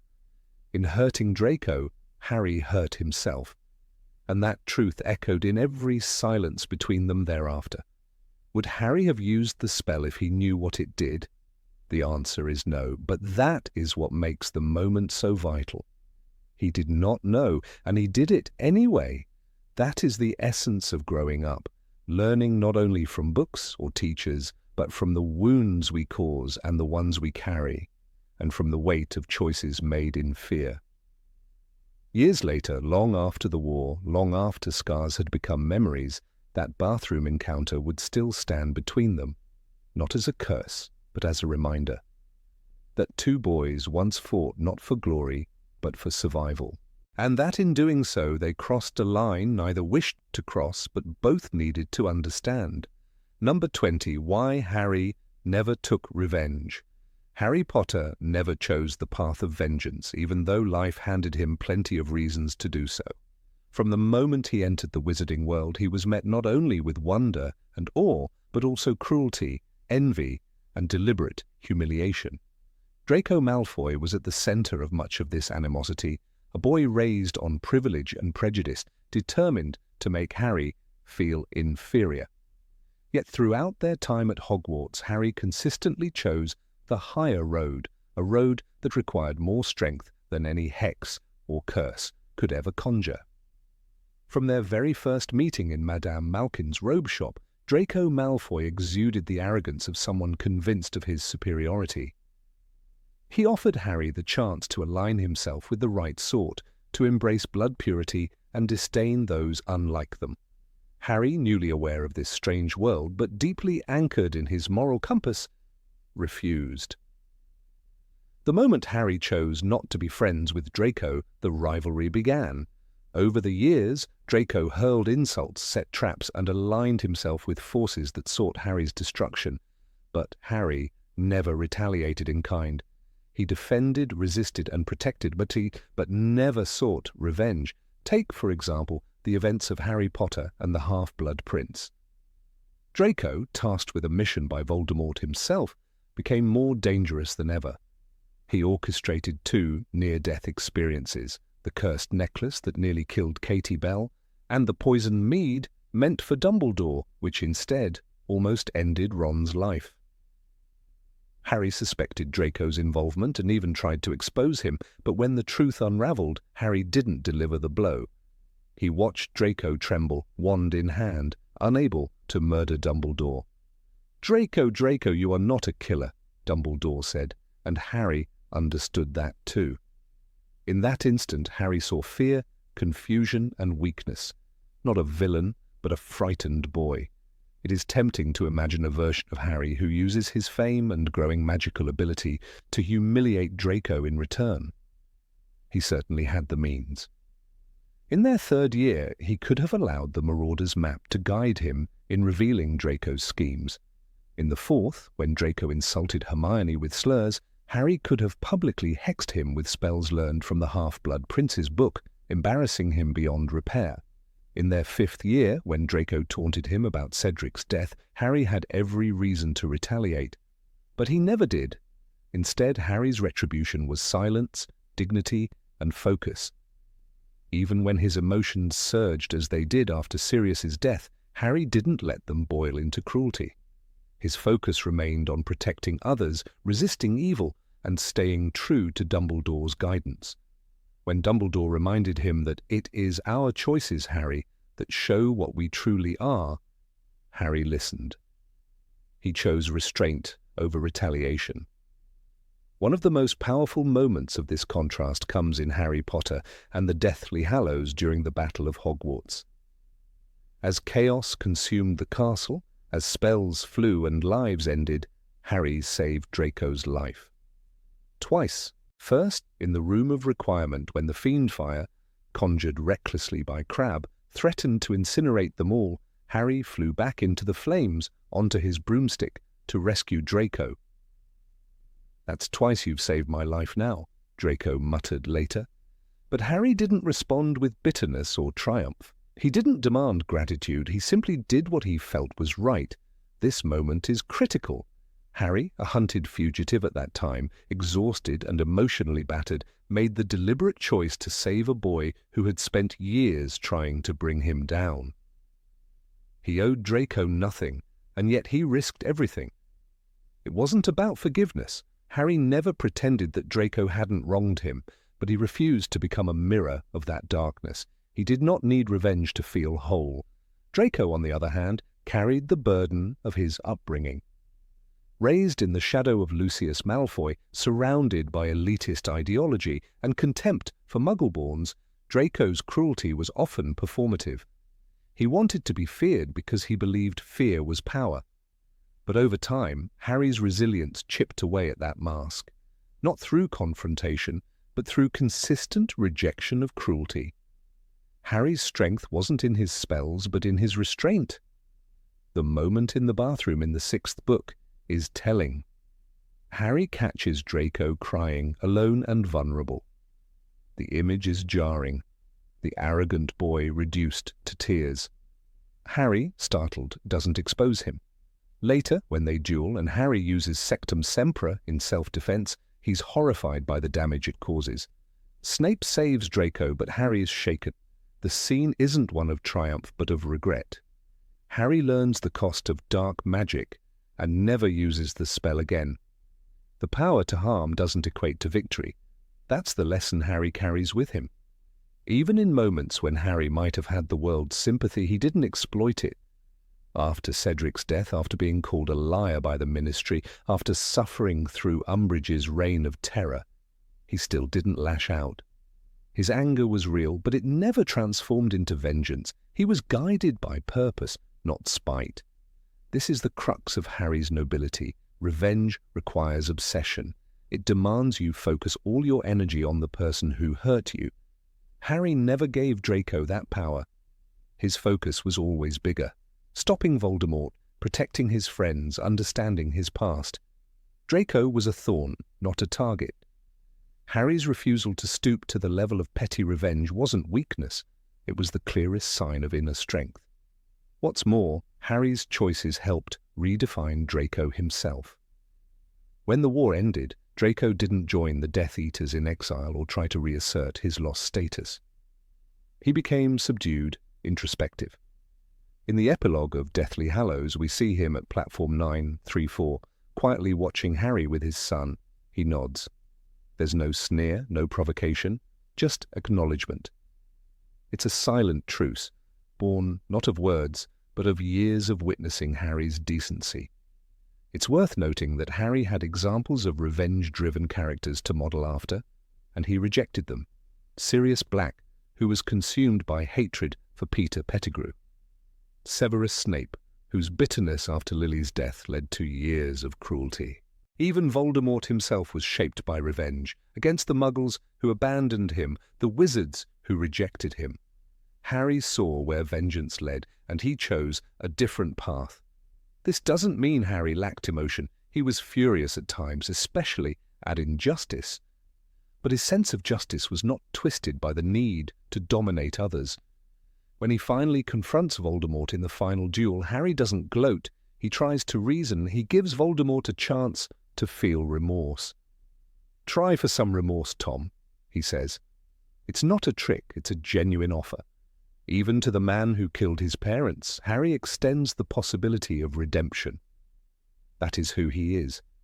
In many stories, the hero's growth is defined by revenge, by their ability to avenge a wrong and feel complete. But Harry's journey subverts that trope. He finds completion not through vengeance, but through healing, through choosing friends, building relationships, and allowing himself to love and be loved. He didn't need Draco's defeat to rise. He rose despite Draco and eventually above him. Draco never apologized, but Harry never needed him to. His self-worth was never tied to Draco's opinion. This is perhaps why their relationship evolved into something resembling mutual respect. Not friendship. Too much history stands in the way, but recognition of shared experience. They were both boys, shaped by war, both survivors of a world that demanded too much from children. In the end, the wall between them crumbled, not because of a grand speech or a final confrontation, but because Harry refused to build it any higher. Every time Draco lashed out, Harry did not return fire. Every time Draco tried to assert dominance, Harry refused to play the game. Eventually, there was nothing left to fight. When readers reflect on what makes Harry heroic, they often cite his bravery, his loyalty, his willingness to face danger, but this, the refusal to seek revenge when given every reason, may be his greatest act of courage. He proved that strength isn't about defeating others. It's about not needing to. That's what broke the cycle. That's what turned a rivalry into something quieter, something more human. Harry didn't just defeat Voldemort. He defeated the impulse to become him. And that, more than anything, is what made him extraordinary. Number 21, Hermione and Draco, more than just dislike. Of all the unlikely dynamics at Hogwarts, the tense connection between Hermione Granger and Draco Malfoy often slips into the shadows behind more obvious rivalries. Their relationship is painted with sharp contrasts, light and dark, intellect and pride, empathy and arrogance, and yet beneath that hostile surface lies something more nuanced, more fragile. Not sympathy, not forgiveness, but recognition, a human awareness of brokenness behind cruelty. Hermione, ever perceptive, is the first among her friends to sense a shift in Draco during their 6th year. What begins as tension rooted in insults slowly unfurls into something deeper, an understanding of the masks people wear when fear swallows them whole. From the very first book, Draco establishes himself as the mouthpiece of blood purity ideology. His disdain for Hermione is immediate and vile. "You'll soon find out some wizarding families are better than others, Granger. You don't want to go making friends with the wrong sort." Those were the opening salvos of what would become a series of humiliations, culminating in the slur he would not hesitate to spit. Filthy little mudblood. In the Chamber of Secrets, when Draco hurls that word in front of Ron and Harry, the atmosphere chills. J.K. Rowling does not flinch from showing the ugliness of such language, and Hermione, though unfamiliar with the insult at first, quickly understands its venom. Her pain is quiet, but real. For years, Hermione has no reason to see Draco as anything more than a privileged coward, protected by name and wealth. He stands for everything she fights against: prejudice, entitlement, and manipulation. And yet something begins to change during their 6th year. Not in how Draco speaks to her, he barely addresses her at all, but in how he exists in the corridors of Hogwarts. He becomes a ghost of himself, absent from the usual mocking taunts, shrunken in frame, haunted in expression, and it is Hermione, not Dumbledore, not McGonagall, not even Harry, who first voices the dread growing behind Malfoy's silence. It happens in Harry Potter and the Half-Blood Prince, Chapter 15, The Unbreakable Vow. Harry has long been convinced that Draco is up to something sinister, but his claims are met with skepticism by many, especially Ron. Only Hermione hesitates. She doesn't outright support Harry's theory, but she doesn't dismiss it either. Her exact words are weighted and careful. "I'm not sure he's not doing something, but I don't think it's what Harry thinks it is." This is not a girl clinging to suspicion. It's a young woman trying to reconcile evidence with emotion, cruelty with vulnerability. In that same chapter, we're told that Hermione looked worried after Draco's strange behavior on the Hogwarts Express and his disappearance from lessons. The detail is brief but meaningful. She had every reason to gloat, to ignore him, to let him disappear into his own darkness, but she doesn't. Hermione notices, and that act of observation without contempt marks a quiet shift. It's not forgiveness, it's not friendship, but it is the seed of empathy born from intellect and character. By the time they reach Slughorn's Christmas party, the shift has become visible even to readers who aren't looking for it. Draco is pale, sweating, paranoid. Hermione watches him closely, not out of fear, but out of concern. Later, when Harry follows Malfoy to the Room of Requirement and the Vanishing Cabinet plot thickens, it is Hermione who warns him. "There's something wrong with him, Harry. He's seriously upset." Again, this is not pity, it's recognition. It's Hermione understanding that the boy who once reduced her to tears with a single word is now unraveling in silence, and she cannot look away. This is perhaps the most extraordinary facet of Hermione Granger's character, her capacity to see humanity even in those who refuse to see it in her. She doesn't excuse Draco's cruelty, she doesn't forget his insults, but she refuses to flatten him into a villain with no depth. In The Half-Blood Prince, her worry is never romanticized or exaggerated. It's not a fan fiction trope. It's grounded in moral clarity. She understands that pain changes people and that fear can make monsters of us all. There's something almost tragic in the way their paths never converge, though they brush dangerously close. Hermione remains loyal to justice, and Draco to survival. He's terrified not only of Voldemort, but of failing to live up to his family's expectations. Hermione sees this, and the subtlety of her awareness adds weight to every encounter. When Dumbledore dies and Draco lowers his wand but cannot cast the killing curse, Hermione isn't there. But if she had been, she would have understood, because by then she had already seen the fracture lines. This unspoken understanding between them is never acknowledged openly. Draco never apologizes, he never even offers a glance of remorse. But he does falter, and Hermione, without words, sees the fault lines in his armor. Perhaps she recognizes something of herself in his isolation, not in ideology, but in the pressure to prove one's worth. She, the Muggle-born girl who had to fight for every inch of respect. He, the pure-blood boy raised to believe he already possessed it. In Deathly Hallows their paths cross again, but this time the stakes are life and death. At Malfoy Manor, Hermione is tortured by Bellatrix while Draco stands aside. He does not help, but he does not join in. He hesitates, and when Harry disarms Draco later at the manor, that wand, the Elder Wand, changes allegiance. This moment, often read as a symbolic victory of good over evil, carries an unspoken thread. Even Draco's inaction is an action. Hermione again survives, not because of Draco, but despite him. Yet in her silence afterward, there is no vengeance. She does not curse him when they return to Hogwarts. She does not name him among the guilty. Her moral compass remains firm, and her sense of justice complex.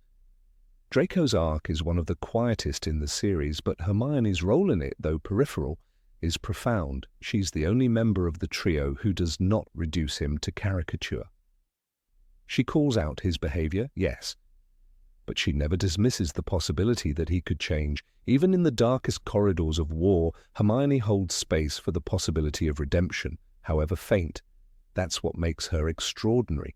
She is justice with compassion, intellect with heart. It's telling that the films diminish this dynamic. In the movies, Hermione's sharp empathy is dulled, her concern for Draco barely hinted at.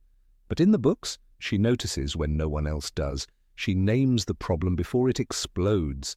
And in doing so, she affirms what Rowling often emphasized through subtext: the capacity to understand your enemy is not a weakness, it's a strength.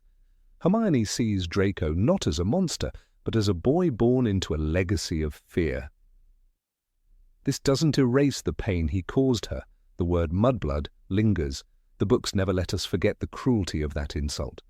But Hermione doesn't need revenge. Her triumph is internal. She becomes the brightest witch of her age, not because she outspells her rivals, but because she outgrows their hatred. She doesn't let Draco live rent-free in her head. She sees him, acknowledges the shadow he casts, and then steps beyond it. That is her victory.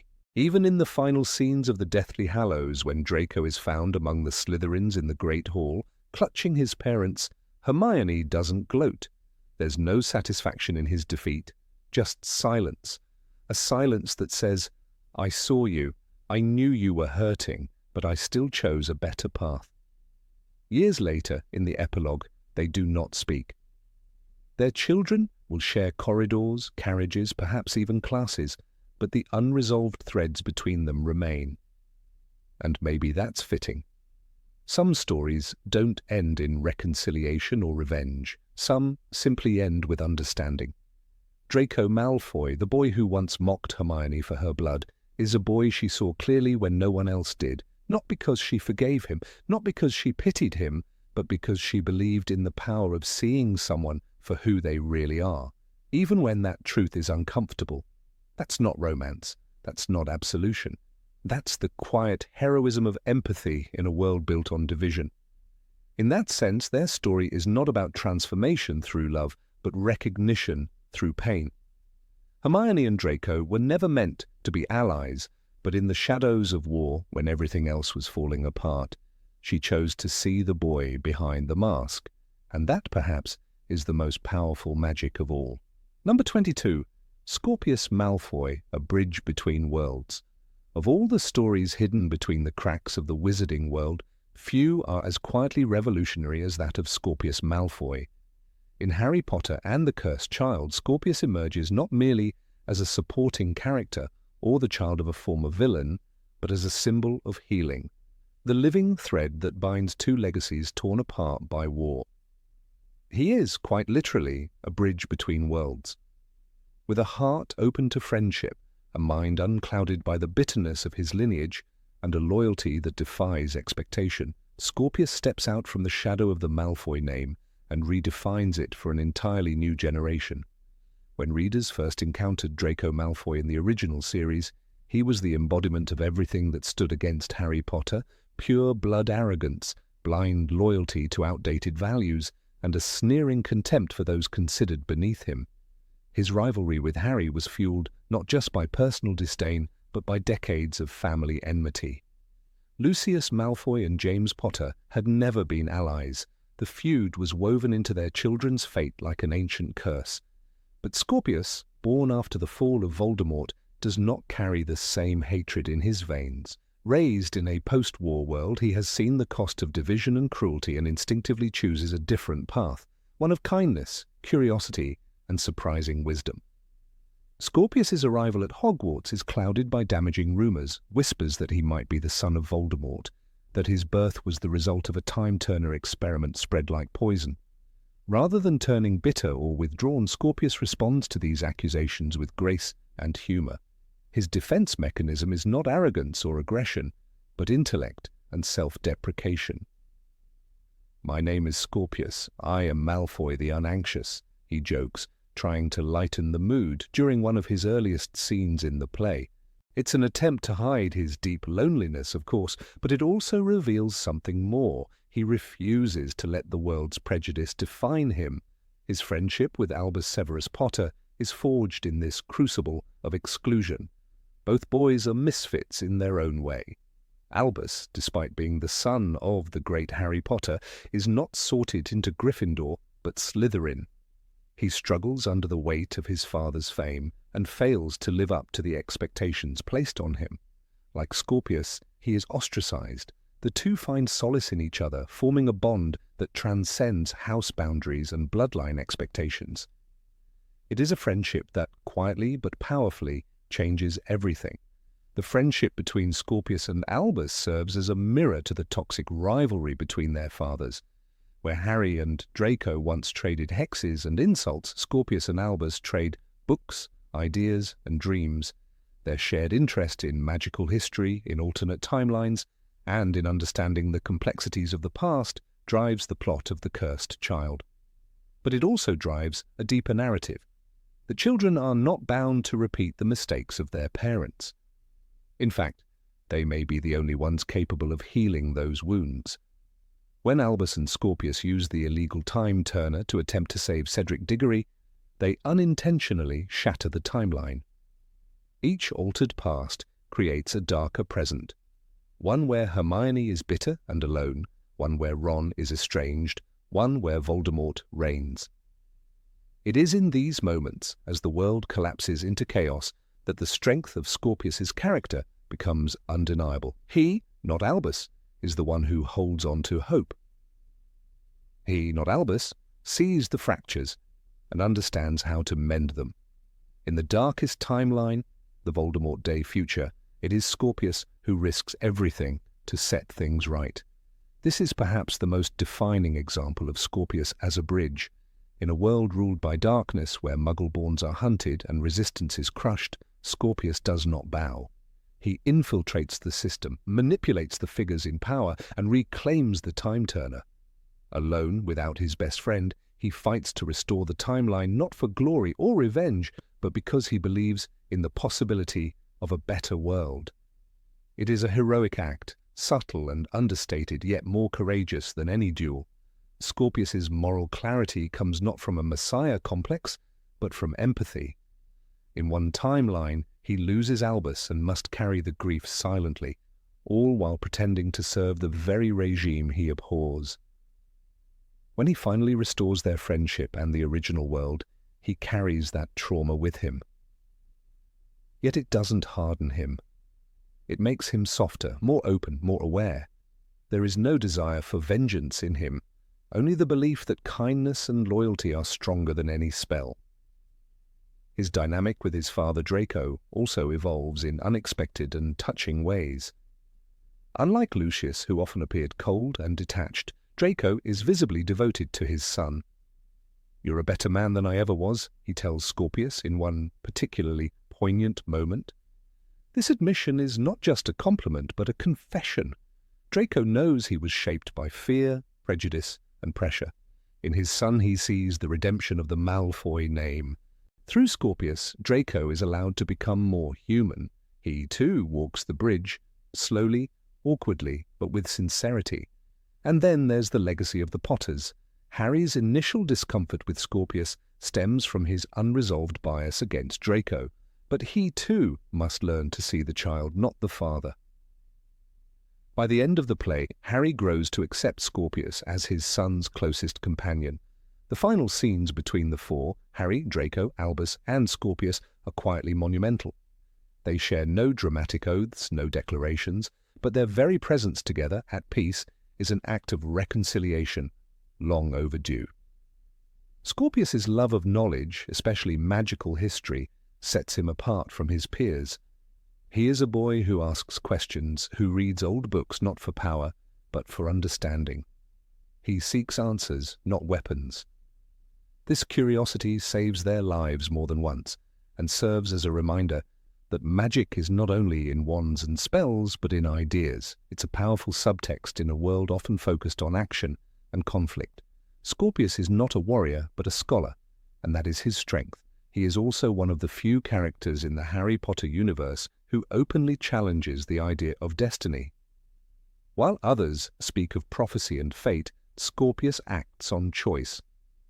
When confronted with evil, whether it's Delphi, the self-proclaimed daughter of Voldemort, or the tyranny of the alternate timeline, he does not wait for signs or symbols. He decides what is right and moves toward it. "We cannot choose our parents, but we can choose who we become," is a line that could be etched into his very soul. Scorpius also possesses a kind of emotional intelligence that makes him deeply relatable. He understands when Albus is hurting even before Albus speaks. He reads silences, sees through deflections, and offers comfort not in grand gestures but in quiet presence. His ability to listen, truly listen, becomes a lifeline for Albus, who feels increasingly misunderstood by his own family. In many ways, Scorpius does for Albus what Harry once did for Ron and Hermione. He provides a safe place to simply be. Yet Scorpius is not without pain. The death of his mother Astoria leaves a deep scar. She was his protector, the one who shielded him from the harsher expectations of the Malfoy legacy. Without her, he is vulnerable. But rather than closing off, he opens wider. He lets others in. The grief doesn't consume him, it shapes him. He becomes gentler, more forgiving, a reminder that tragedy, when faced with honesty, can become a source of compassion. In his interactions with others at Hogwarts, Scorpius never lauds his status as a Malfoy. He could, and the name still carries weight, but he chooses humility. When faced with bullies or disdainful teachers, he meets them with patience, sometimes even wit. He does not seek dominance, he seeks connection. In a school still haunted by the memory of war, his presence is a balm. Students begin to see that a Slytherin can be brave, generous, even loving. In this way, Scorpius rewrites the definition of his house. Even his romantic inclinations are handled with surprising subtlety.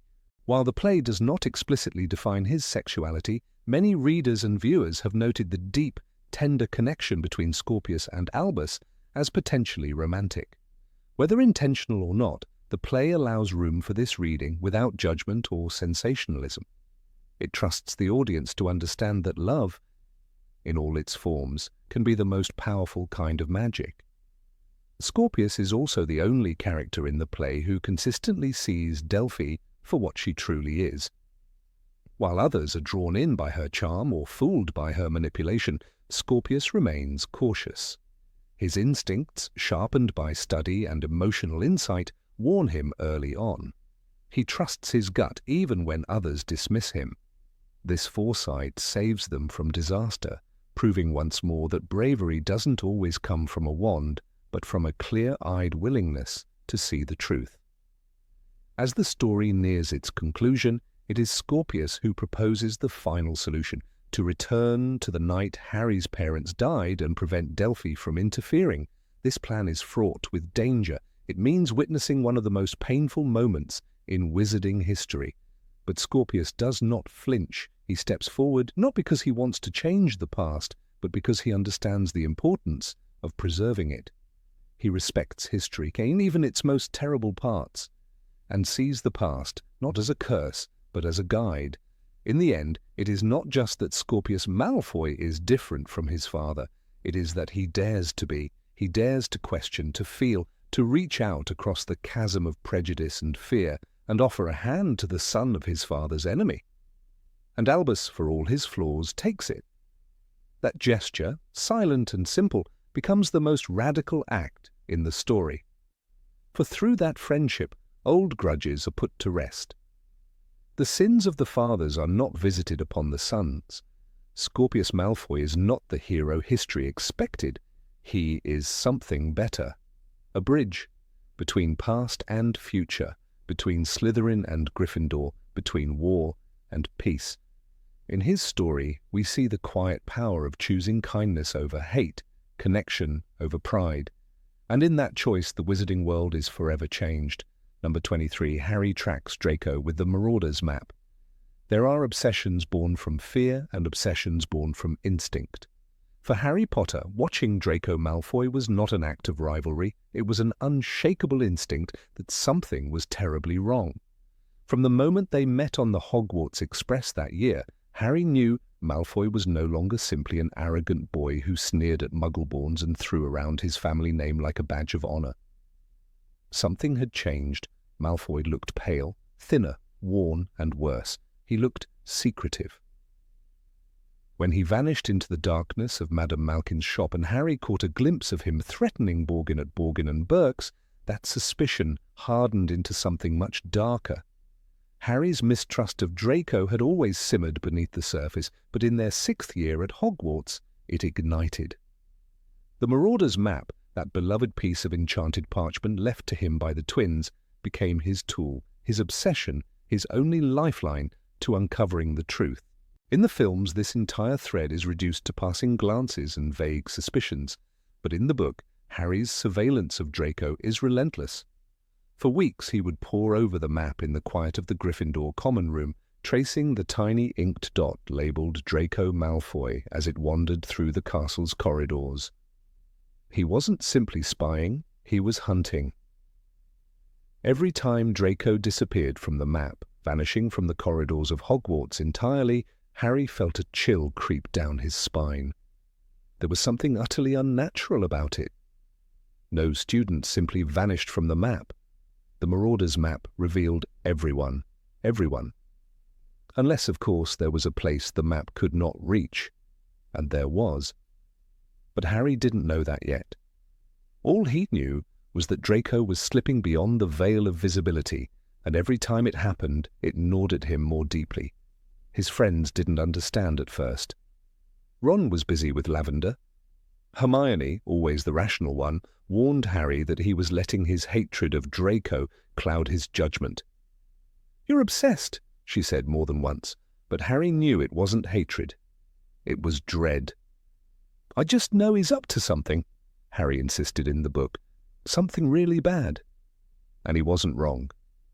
Draco was up to something terrible, and Harry was the only one who saw it. One night, huddled in a corner of the common room with the Marauder's map open across his lap, Harry noticed something that made his heart skip. Draco was walking on the 7th floor, then suddenly gone. Not vanished in the sense of going into a bathroom or moving behind a suit of armor. Gone, as in simply not there anymore. Harry waited, eyes darting over the parchment for minutes, then hours. Draco never reappeared. He was slipping into some place the map could not show. A blind spot, and that terrified Harry more than anything. This moment became a turning point. Harry began skipping meals, lost in the patterns of Draco's movements. He saw Draco loiter in the corridors near the Room of Requirement, though Harry didn't know that's what it was yet. He noticed that Malfoy often lingered near the vanishing cabinet in the Room of Hidden Things. He didn't know what the cabinet was or why it mattered, but the coincidence was too strange to ignore. The map showed behavior, and Harry was reading it like a language. There's a particular moment in The Half-Blood Prince that encapsulates Harry's mental state.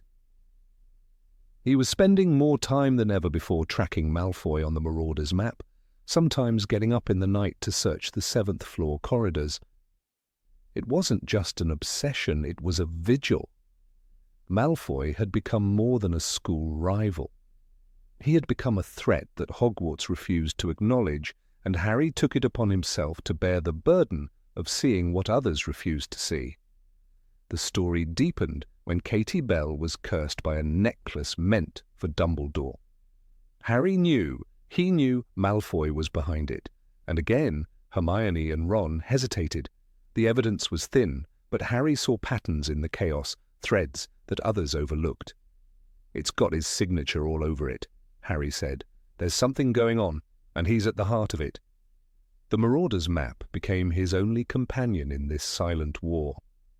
It offered no answers, only glimpses, but it confirmed one terrifying fact. Malfoy was hiding something, and he was using Hogwarts to do it. When Malfoy disappeared from the map for long stretches, Harry's anxiety worsened. The invisibility cloak could conceal a person from human eyes, but not from the map. That meant Malfoy wasn't simply hiding, he was going somewhere the map couldn't see. Only a handful of places at Hogwarts fit that description, and one of them was the Room of Requirement. But the room only appeared when a person needed it, and it could look like anything. Harry had used it before for Dumbledore's army. Now Draco was using it for something far more sinister. What Harry didn't yet know was that Draco had found the twin to a broken vanishing cabinet at Borgin and Burke's. He was trying, clumsily at first, to repair it so that Death Eaters could enter Hogwarts undetected.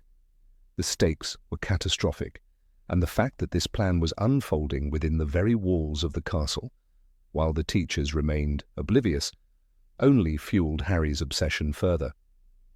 He wasn't being paranoid, he was the only one awake. In one chapter, Harry's frustration spills out. He yells at Hermione and Ron, "He's a Death Eater! It's obvious!" They scoffed, but it was the closest Harry had come to the truth. Draco had indeed been branded with the Dark Mark. Voldemort had tasked him with killing Dumbledore. And every time Draco vanished from the Marauder's map, it was to disappear into the Room of Requirement, testing the vanishing cabinet, crying alone, fixing the hinges, practicing dark magic in solitude, and Harry could feel it. What makes this subplot so powerful in the book is that it builds slowly, painfully over the course of many chapters. It's not a quick discovery, it's a psychological unraveling. Harry's vigilance isn't born of drama, it's born of responsibility. He walks the castle at night, wand in hand, map clutched tightly, praying for a clue, a name, a pattern. At one point, he even tries to follow Draco, but loses him in the crowd. Malfoy is slippery, and Harry becomes a ghost, chasing a ghost. Eventually, Harry's obsession pays off. He sees Malfoy vanish once again on the map near the Room of Requirement. He stalks the corridor, desperate to find the entrance. But the room won't open. It only opens for those who truly need it, and Malfoy, broken and terrified of failure, needed it more than anyone. Harry had the map, but Draco had the room. And for weeks that imbalance nearly broke Harry. Then, during a moment of chance, Harry discovers the truth. He learns from nearly headless Nick that Malfoy had been missing from the Slytherin common room often. He overhears snippets of conversations. He puts together clues from the cursed necklace and poisoned mead. The pieces finally fit. And when he confronts Draco in the bathroom, the fateful duel where Sectum Sempra is unleashed, it all comes crashing down. "You've got no idea what I'm doing," Draco shouts, bleeding and furious. And Harry, for the first time, truly understands. Harry's tracking of Draco using the Marauder's map was not merely a subplot. It was a mirror of their parallel journeys. One boy branded by prophecy, the other by fear. One who had the weight of saving the world, the other the burden of destroying it. The Marauder's map, once a tool for sneaking out to Hogsmeade, had become a sacred object, his means of seeing what others ignored. When Dumbledore dies and the truth finally unfurls, everyone realizes Harry had been right all along. Draco had become a pawn in Voldemort's plan. But unlike others, Harry doesn't gloat. He doesn't shout, "I told you so." He stares at Draco with something closer to pity. He understands the pressure, the impossible mission, the late nights alone in a dark room, trying to do the unthinkable. There's a haunting image near the end, when Harry catches a last glimpse of Draco, pale and stunned, standing beside Snape after the murder. The Marauder's map was useless now. The castle had fallen into darkness, and even magic couldn't help anymore. But Harry had seen what he needed. He had followed the trail. He had believed his instincts when no one else would, and in doing so he had brushed against the terrible truth long before the rest of the world woke up. The films, sleek and rushed, erased much of this. But the book makes it painfully clear Harry's obsession was the spine of the entire mystery. Without it, Dumbledore would have died with no warning. The cabinet would have opened, and no one would have been prepared. It was Harry and the map, night after night, who pieced together the puzzle. It was not an adventure, it was a vigil, a battle against ignorance, and it nearly broke him. The Marauder's map had once been a symbol of youthful mischief, of joy and rebellion, but in the Half-Blood Prince it becomes something else, a symbol of grim responsibility, a relic passed from one generation of fighters to another. Harry used it not to escape, but to confront, and in that quiet, obsessive watching, he found something Malfoy never could: clarity. Harry's hunt for the truth was never about revenge, it was about protection. He wasn't watching Malfoy out of spite, he was trying to protect the only place he'd ever called home. Hogwarts, the Marauder's map, didn't just show him names and footsteps, it showed him how alone he was in that battle, and still he never stopped watching. Number 24, Draco's envy of Harry. Draco Malfoy, with his pale features and arrogant bearing, was never simply the villain in Harry's story. Beneath his taunts and sneers, beneath the robes bearing the silver and green crest of Slytherin, was a boy burning with envy, a bitter yearning that shadowed him from the moment he laid eyes on Harry Potter. It wasn't the boy who lived that Draco hated, it was the boy who didn't need to try to be adored, the boy who earned loyalty without gold or fear, the boy who was everything Draco longed to be, but wasn't. From the very first meeting on the Hogwarts Express, Draco was trying to place himself beside Harry, not against him. He offered his hand, confident and slick, expecting the other boy to recognize his superiority. But Harry, already bruised by years of being treated as less than nothing by the Dursleys, recognized the same rot behind Draco's smile. He chose Ron instead. Draco's offer, so used to being accepted, was rejected, and that in itself planted the seed of resentment, not just personal, but deeply wounding. For the first time, Draco was not the favored one. He was not chosen. As Harry's fame grew at Hogwarts, not because he sought it, but because it followed him, Draco's disdain sharpened, yet even his insults couldn't mask the deeper truth. He wanted what Harry had. Draco was raised in the cradle of pure blood superiority, trained to expect reverence. And yet, despite his lineage, despite the Malfoy name whispered with either fear or admiration in the corridors of influence, he could never match the effortless way in which Harry became the symbol of courage and hope. When Harry was made Seeker for Gryffindor in his first year, bypassing all the usual rules, Draco's reaction was swift and cruel. He joined the Slytherin team not out of love for the game, but to compete with Harry. Lucius Malfoy bought the entire team Nimbus 2001s, the most expensive brooms available. At least no one on the Gryffindor team had to buy their way in, Hermione said, echoing a truth Draco couldn't escape. He wanted victory over Harry, not to crush him, but to prove he was worthy of the attention Harry so easily received, worthy of being seen. In the second year, the envy bloomed into something darker. As the Chamber of Secrets was opened and fear slithered through the halls, Draco's voice carried both malice and hunger. "You'll be next, mudbloods," he spat, his eyes glinting with inherited hate. But there was something else there, too. With every crisis Harry faced, Draco watched as he stepped forward, unafraid. Harry became the center of the storm, and somehow remained whole. That to Draco was intolerable. Not only did Harry defy danger, but he was admired for it.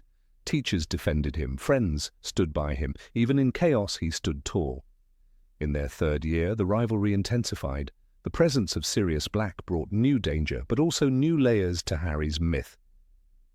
Draco seized the opportunity to undermine him, faking injury from Buckbeak to paint Harry and Hagrid as reckless and dangerous. But even that plot, petty and calculated, reeked of desperation. He wasn't interested in justice or safety. He wanted the world to doubt Harry, to take away what made him special. "My arm, it's killing me," he whined, dragging the sympathy he craved, but it was hollow. Everyone knew Harry hadn't meant harm. No one looked at Draco the way they looked at Harry. Fourth year brought the Triwizard Tournament, and with it, perhaps Draco's deepest humiliation. Harry was unwillingly thrust into the spotlight once again, his name pulled from the goblet of fire. The school buzzed with suspicion and awe. Draco could not contain his bitterness. "You think you're so great," he snarled, wearing a Potter Stinks badge as if it were armor. But the badge betrayed him. It was not about hating Harry, it was about resenting how the world adored him despite everything. Even Rita Skeeter's poison quill could not dim Harry's growing legend. Draco, watching from the sidelines, faded in comparison. The truth was, Draco wanted to be the one in the arena. He wanted the tasks, the danger, the glory. He imagined himself facing dragons and mermaids, the roar of the crowd in his ears.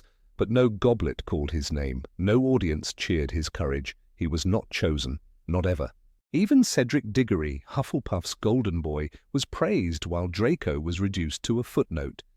Harry's victories were painful reminders that reputation wasn't inherited, it was earned. By fifth year, Draco's envy twisted into something more sinister. His father's growing influence in the ministry filled him with fresh pride, but even that was stained by insecurity. Harry had Dumbledore's trust. Harry had friends willing to fight for him, die for him. When Umbridge gave Draco the title of Inquisitorial Squad member, it felt like a triumph, but it was only an illusion of power. It was permission to torment, not to lead. Draco basked in temporary control, but deep down he knew Harry inspired loyalty. He merely commanded obedience. During that same year, Harry trained Dumbledore's army in secret, teaching spells Draco could only dream of mastering. While Draco lurked in corridors with his squad, trying to catch rebels, Harry stood before dozens, casting Patronuses and sparking hope. Draco had magic, money, blood, but Harry had purpose. That, more than anything, made Draco furious, not because Harry was powerful, but because people believed in him. They looked at him and saw someone they wanted to follow. Draco, for all his ambition, inspired fear, not faith. The sixth year cracked open the truth completely. With Voldemort's return, Draco was finally offered a chance to prove himself, not in school games, but in real, dangerous service. He was given a mission to kill Dumbledore. It was meant to be his moment. But instead of glory, Draco found himself drowning. "I have to do it.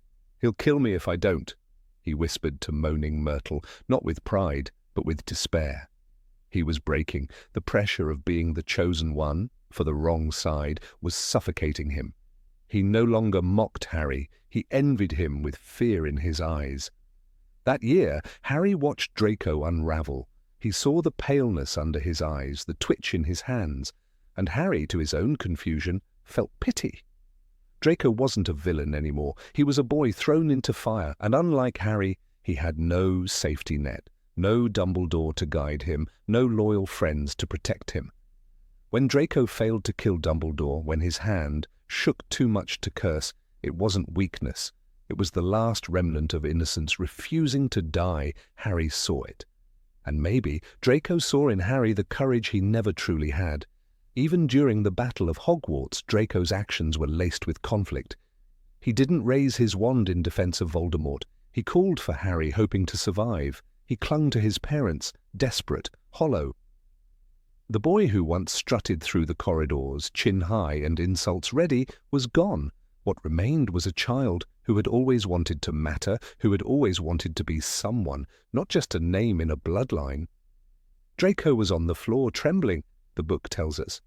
There was no hate left, just fear, and the echo of a rivalry that had never been equal. The truth about Draco's envy lies not in the things he said, but in the choices he made. His cruelty was often a mask. He mocked Harry's fame, yet chased it. He belittled his victories, yet envied everyone. He tried to paint Harry as reckless, arrogant, and stupid, but those were shields against a deeper wound, that Harry was brave, beloved, and free. Draco was trapped in expectations, groomed for darkness. Harry broke free of his chains, even when the whole world was watching. Perhaps the most telling sign of Draco's inner conflict comes not in battle, but in silence. In the epilogue, when their children board the Hogwarts Express, Draco does not speak. He watches, he nods, and for a moment, something unspoken passes between him and Harry. Not friendship, not even forgiveness, but understanding. They had been boys at war with themselves, thrown into a world too heavy for their shoulders. And in that look, Draco finally accepts what he had spent his youth denying. Harry was not his enemy. He was the mirror to everything he could not be. Draco's envy was never just about fame. It was about recognition, love, freedom. He wanted to be the one they admired, the one they believed in. But he never found the courage to stand alone, to defy the weight of his upbringing. Harry did. And that difference, more than any spell or prophecy, made Draco furious, not because he hated Harry, but because he wished he could be like him. The Malfoy boy with his perfect robes and cold smirk wasn't born cruel. He was born craving validation and taught to reach for it with cruelty. His rivalry with Harry was a cry for attention, for significance, but Harry, scarred and humble, showed the world that greatness isn't shouted, it's chosen in silence, in sacrifice, and that, above all, was what Draco could never forgive. In the end, Draco Malfoy wasn't a villain, not truly. He was a reflection of what happens when envy is allowed to grow in a boy who never learns how to be enough without applause. He was the ghost in Harry's shadow, forever reaching, forever just out of the light. Number 25. Narcissa saves Harry and her son. It is not in the grand battles or the fiery duels that the deepest acts of bravery often occur. Sometimes it is in a whisper. A lie spoken not out of malice, but from the burning love of a mother who can no longer place her trust in evil. In the final moments of Harry Potter and the Deathly Hallows, there is a scene that does not explode in spectacle, but echoes like thunder through the entire story. Narcissa Malfoy, standing over Harry Potter's unmoving body in the Forbidden Forest, lies to the Dark Lord.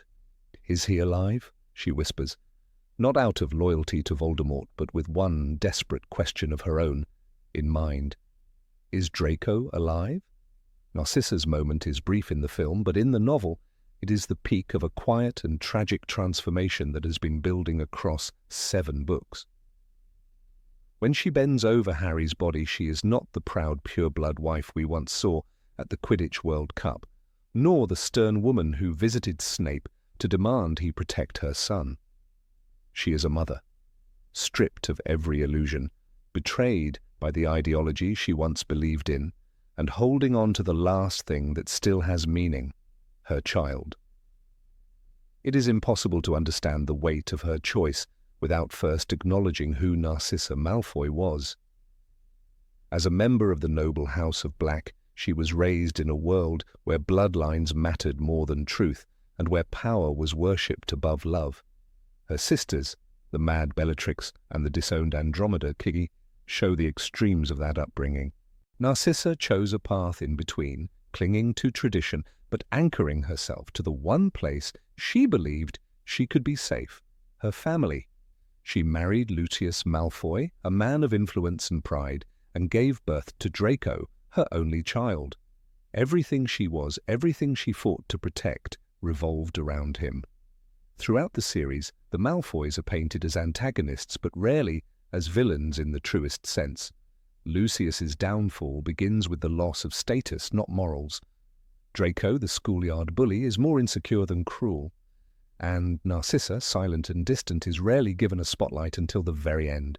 Yet this silence is deceptive. It is in the stillness that her resolve is born. The fall of the Ministry, the rise of Voldemort, the failure of the Malfoy name, all of these converge on one moment in the forest when she chooses a boy she once called enemy over the master she once called protector. The question she asks Harry is simple. Is Draco alive? He answers yes, that is all she needs. In that heartbeat she stands, turns, and declares to Voldemort, he is dead. It is a lie, and it is treason. But it is also an act of defiance more powerful than any spell.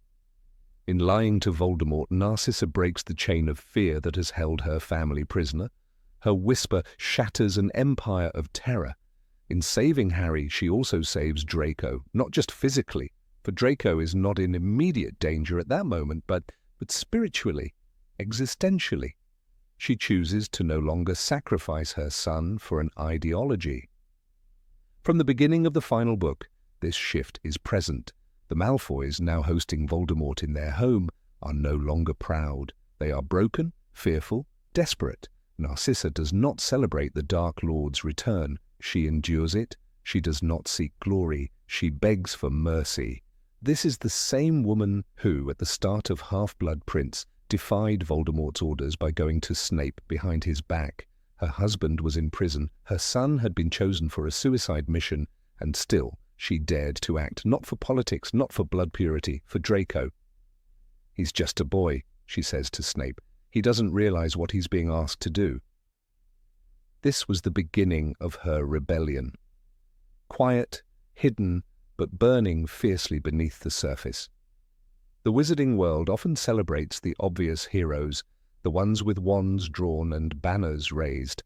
But heroism is sometimes quieter, more intimate. Narcissa's lie does not just save Harry, it allows him to finish the battle. Because of her, he returns to Hogwarts alive. Because of her, he defeats Voldemort. Because of her, the cycle ends. Without her, the boy who lived might not have lived at all. And what of Draco? He does not become a Death Eater. He does not follow in his father's footsteps. He returns to the school, stands on the edge of the battle, uncertain but unwilling to strike.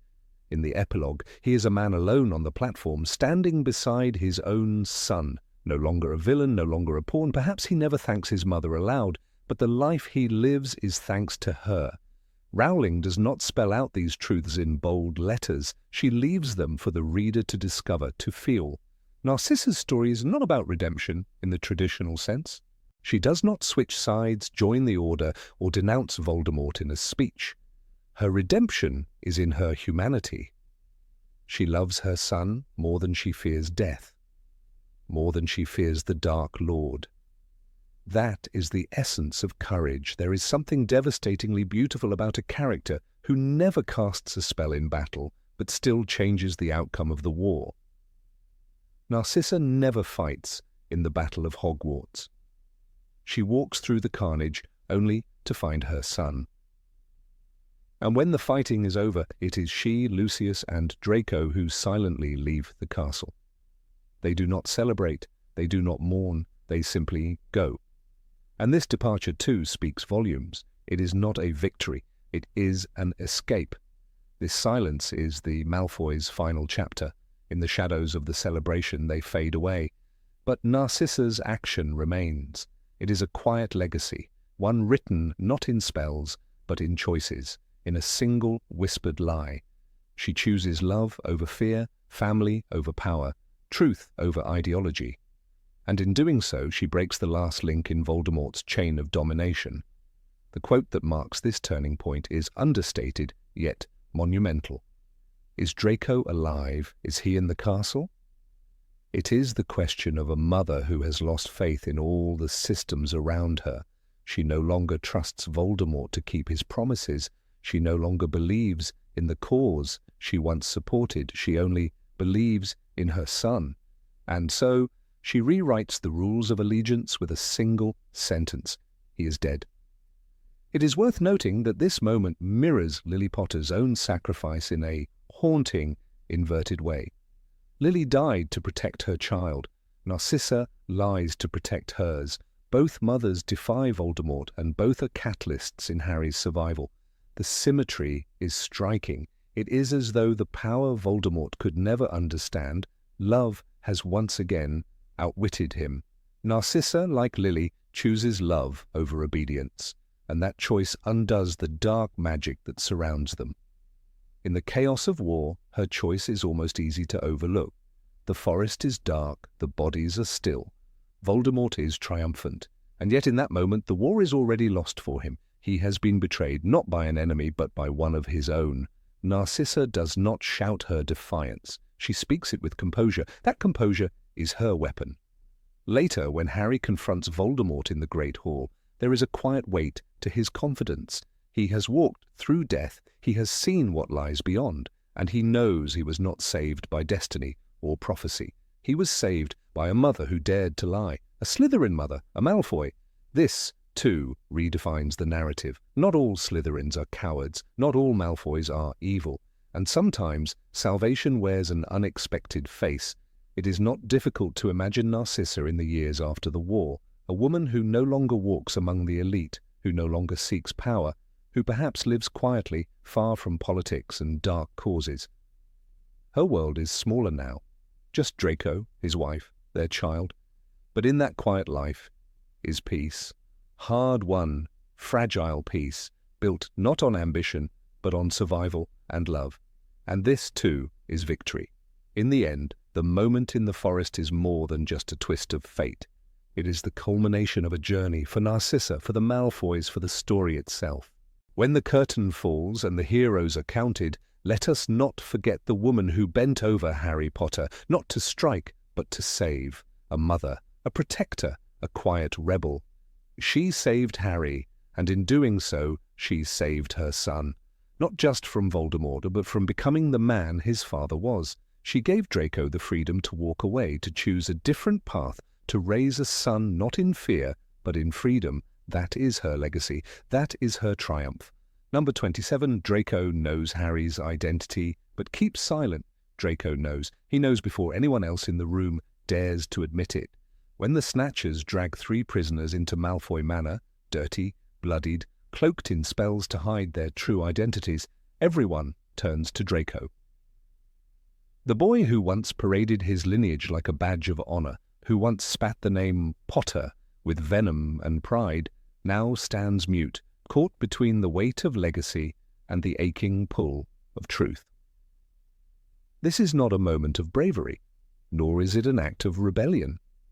It is a paralysis born of fear, of a boy who has seen too much, been asked to become too much, far too young. When Lucius Malfoy orders Draco to identify the prisoners, his voice is dry with desperation. Voldemort's favor has long since slipped from the elder Malfoy's fingers like grains of ash, and here lies a single, glittering chance to restore their standing. If only they can prove they have captured Harry Potter. Draco, come here. Look at these people. Look closely. Tell me whether this is the real Harry Potter. But Draco hesitates. He approaches slowly, as if every step is pulling him deeper into a chasm he cannot escape. His pale face flickers in the dim light of the manor's drawing room, his wand trembling, his gaze sliding toward the bruised and swollen features of a boy he has known since he was 11.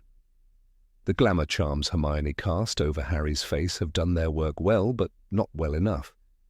Draco sees through it. He sees the shape of the scar beneath the bruises. He sees the wild defiance still burning in Harry's eyes, even when that face is swollen beyond recognition. He sees the boy he once taunted on the Hogwarts Express, the enemy he chased across Quidditch pitches and cursed in empty hallways. And yet he does not say it. He does not confirm it. "I can't be sure," Draco finally mutters. The room stills. The tension is a rope pulled taut between survival and ruin. This is not a scene of grand rebellion. It is a moment of quiet refusal. Draco does not help Harry escape. He does not draw his wand against his father or hurl himself into some heroic act of defiance. Instead, he does something smaller and perhaps more honest. He chooses silence over betrayal. In a house filled with Death Eaters, where truth is currency and lies are often fatal, Draco's uncertainty becomes a shield, a whisper of resistance in a place that rewards cruelty with power. The books are clear in a way the films only hint at. In Harry Potter and the Deathly Hallows, J.K. Rowling gives us more than a passing glance at Draco's conflict.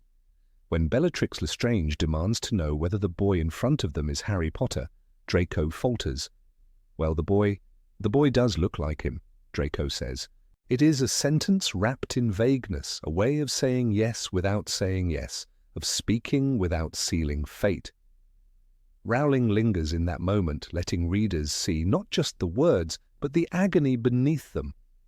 Draco has spent his entire life being taught what to believe. Bloodline, power, obedience, these are the pillars of his world.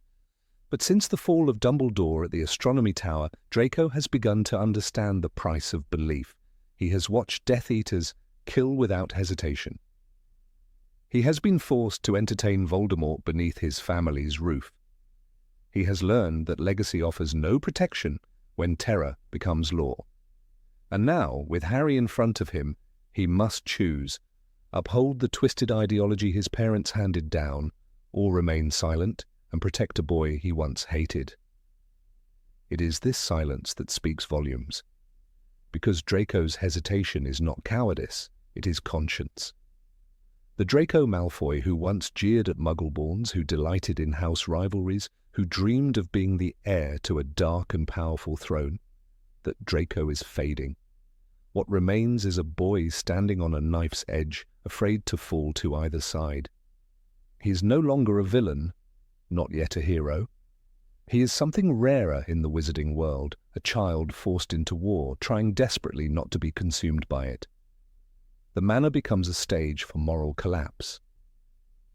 Narcissa watches her son with the icy stillness of a mother trying to keep her family from cracking under Voldemort's scrutiny. Lucius leans forward, eager, his pride long since traded for fear. Bellatrix paces like a wolf scenting prey. And Draco. Draco cannot breathe. Every pair of eyes demands that he say the words. Every breath from Harry is a prayer that he won't. And still, Draco stalls. There is no dramatic proclamation, no last-minute rescue, just the agony of indecision. And that is where the brilliance of Rowling's storytelling shines. For in a world of spells and swordplay, it is often the smallest actions that carry the greatest weight. A nod, a pause, a refusal to confirm. Draco's choice does not save Harry outright. Dobby will do that. But it delays the moment just long enough. It keeps the killing curse from flying, keeps the manor from becoming a tomb. Draco's reluctance is mirrored later when he fails to identify Harry again at Hogwarts during the final battle. "That's him, isn't it?" someone asks, and Draco remains quiet. It is as if he has learned that silence, in a world full of shouting, can be its own kind of shield. It can be an act of mercy. In many ways, Draco's journey is one of the most painful in the series, Not because he suffers more than others, but because his suffering is invisible. Harry loses parents, friends, innocence. But Draco loses certainty. He is forced to see the cracks in everything he once believed. He is not given the chance to fight for what is right. He must simply learn how not to be wrong. And that may be the harder path. The irony, of course, is that Draco once dreamed of being chosen. He craved Voldemort's approval, yearned for his father's respect, envied Harry's fame. But by the time Harry stands before him, beaten and silent, Draco wants nothing more than to disappear, to not be chosen, to not be the one who decides. This is why his hesitation matters. It is not redemption, but it is the beginning of it. It is the moment when a boy raised in darkness blinks against the light, uncertain whether to shield his eyes or step forward. Draco does not join the Order. He does not duel Death Eaters. But he makes a choice, to not be the hand that points, the voice that condemns. And in a house built on cruelty, that is a radical thing. There is a tragic beauty to Draco's arc. He is not a hero because he does not need to be. He is not Harry, born with a destiny written in prophecy. He is not Voldemort, obsessed with power. He is a reminder that the war reaches even those who do not ask for it, that not everyone will rise in defiance. Some will simply endure, and that endurance, that survival without surrender, is a different kind of bravery. Rowling does not ask us to forgive Draco. She does not whitewash his past, but she shows us his conflict, makes us sit with it. In that drawing room, with the fire casting long shadows and the walls whispering secrets, Draco Malfoy becomes something unexpected, human, flawed, frightened, fragile. And that is why his silence matters more than 1,000 shouted truths. Perhaps the most heartbreaking part of the scene is what it reveals about choices. In a world where most characters are defined by what side they're on, Draco exists in the middle. That middle is not glamorous, it is not easy. It is a place of doubt and fear, of sleepless nights and shaken loyalties, but it is real. And in that reality, Draco's refusal becomes his salvation. As Harry is dragged away, blood dripping from his face, he looks back and though the book never says it, we can imagine a glance, a shared flicker of understanding between them. Not forgiveness, not friendship, but acknowledgement. That in this moment, Draco chose not to be a monster. This choice echoes into the epilogue 19 years later, when Draco nods politely at Harry on platform 9 3/4. There are no grand gestures, just a man who once was a boy, who once had a chance to point and didn't. A man who has lived in the space between silence and action ever since. A man who, once upon a time, saw Harry Potter at his weakest and looked away. That silence, that look, that moment at the Malfoy Manor, it's easy to miss, but it is one of the most important in the series, because it shows us that even in the heart of darkness, someone can choose not to betray, not to hurt, not to win. Sometimes the greatest act of resistance is not joining the fight, but refusing to feed the fire. And Draco Malfoy, with all his flaws and fears, did just that. Number 28, Malfoy's failure in his first potions lesson. On a chilly September morning, deep in the dungeons of Hogwarts, the first potions lesson began with a silence so sharp it could cut glass. The air was damp, the stone walls sweating, and the shadows seemed thicker there than anywhere else in the castle. It was Severus Snape's domain, a place where even laughter dared not enter. The wooden desks were scratched and old, the shelves lined with jars that held strange ingredients, bat spleens, powdered root of asphodel, and shivering slivers of silver bark. For the first years, it was a world of mystery. For Harry Potter, it was a place that immediately turned hostile. Snape, with his billowing black robes and unreadable dark eyes, began the lesson not by teaching, but by targeting. "Ah, yes," he said, voiced like poisoned honey, "our new celebrity."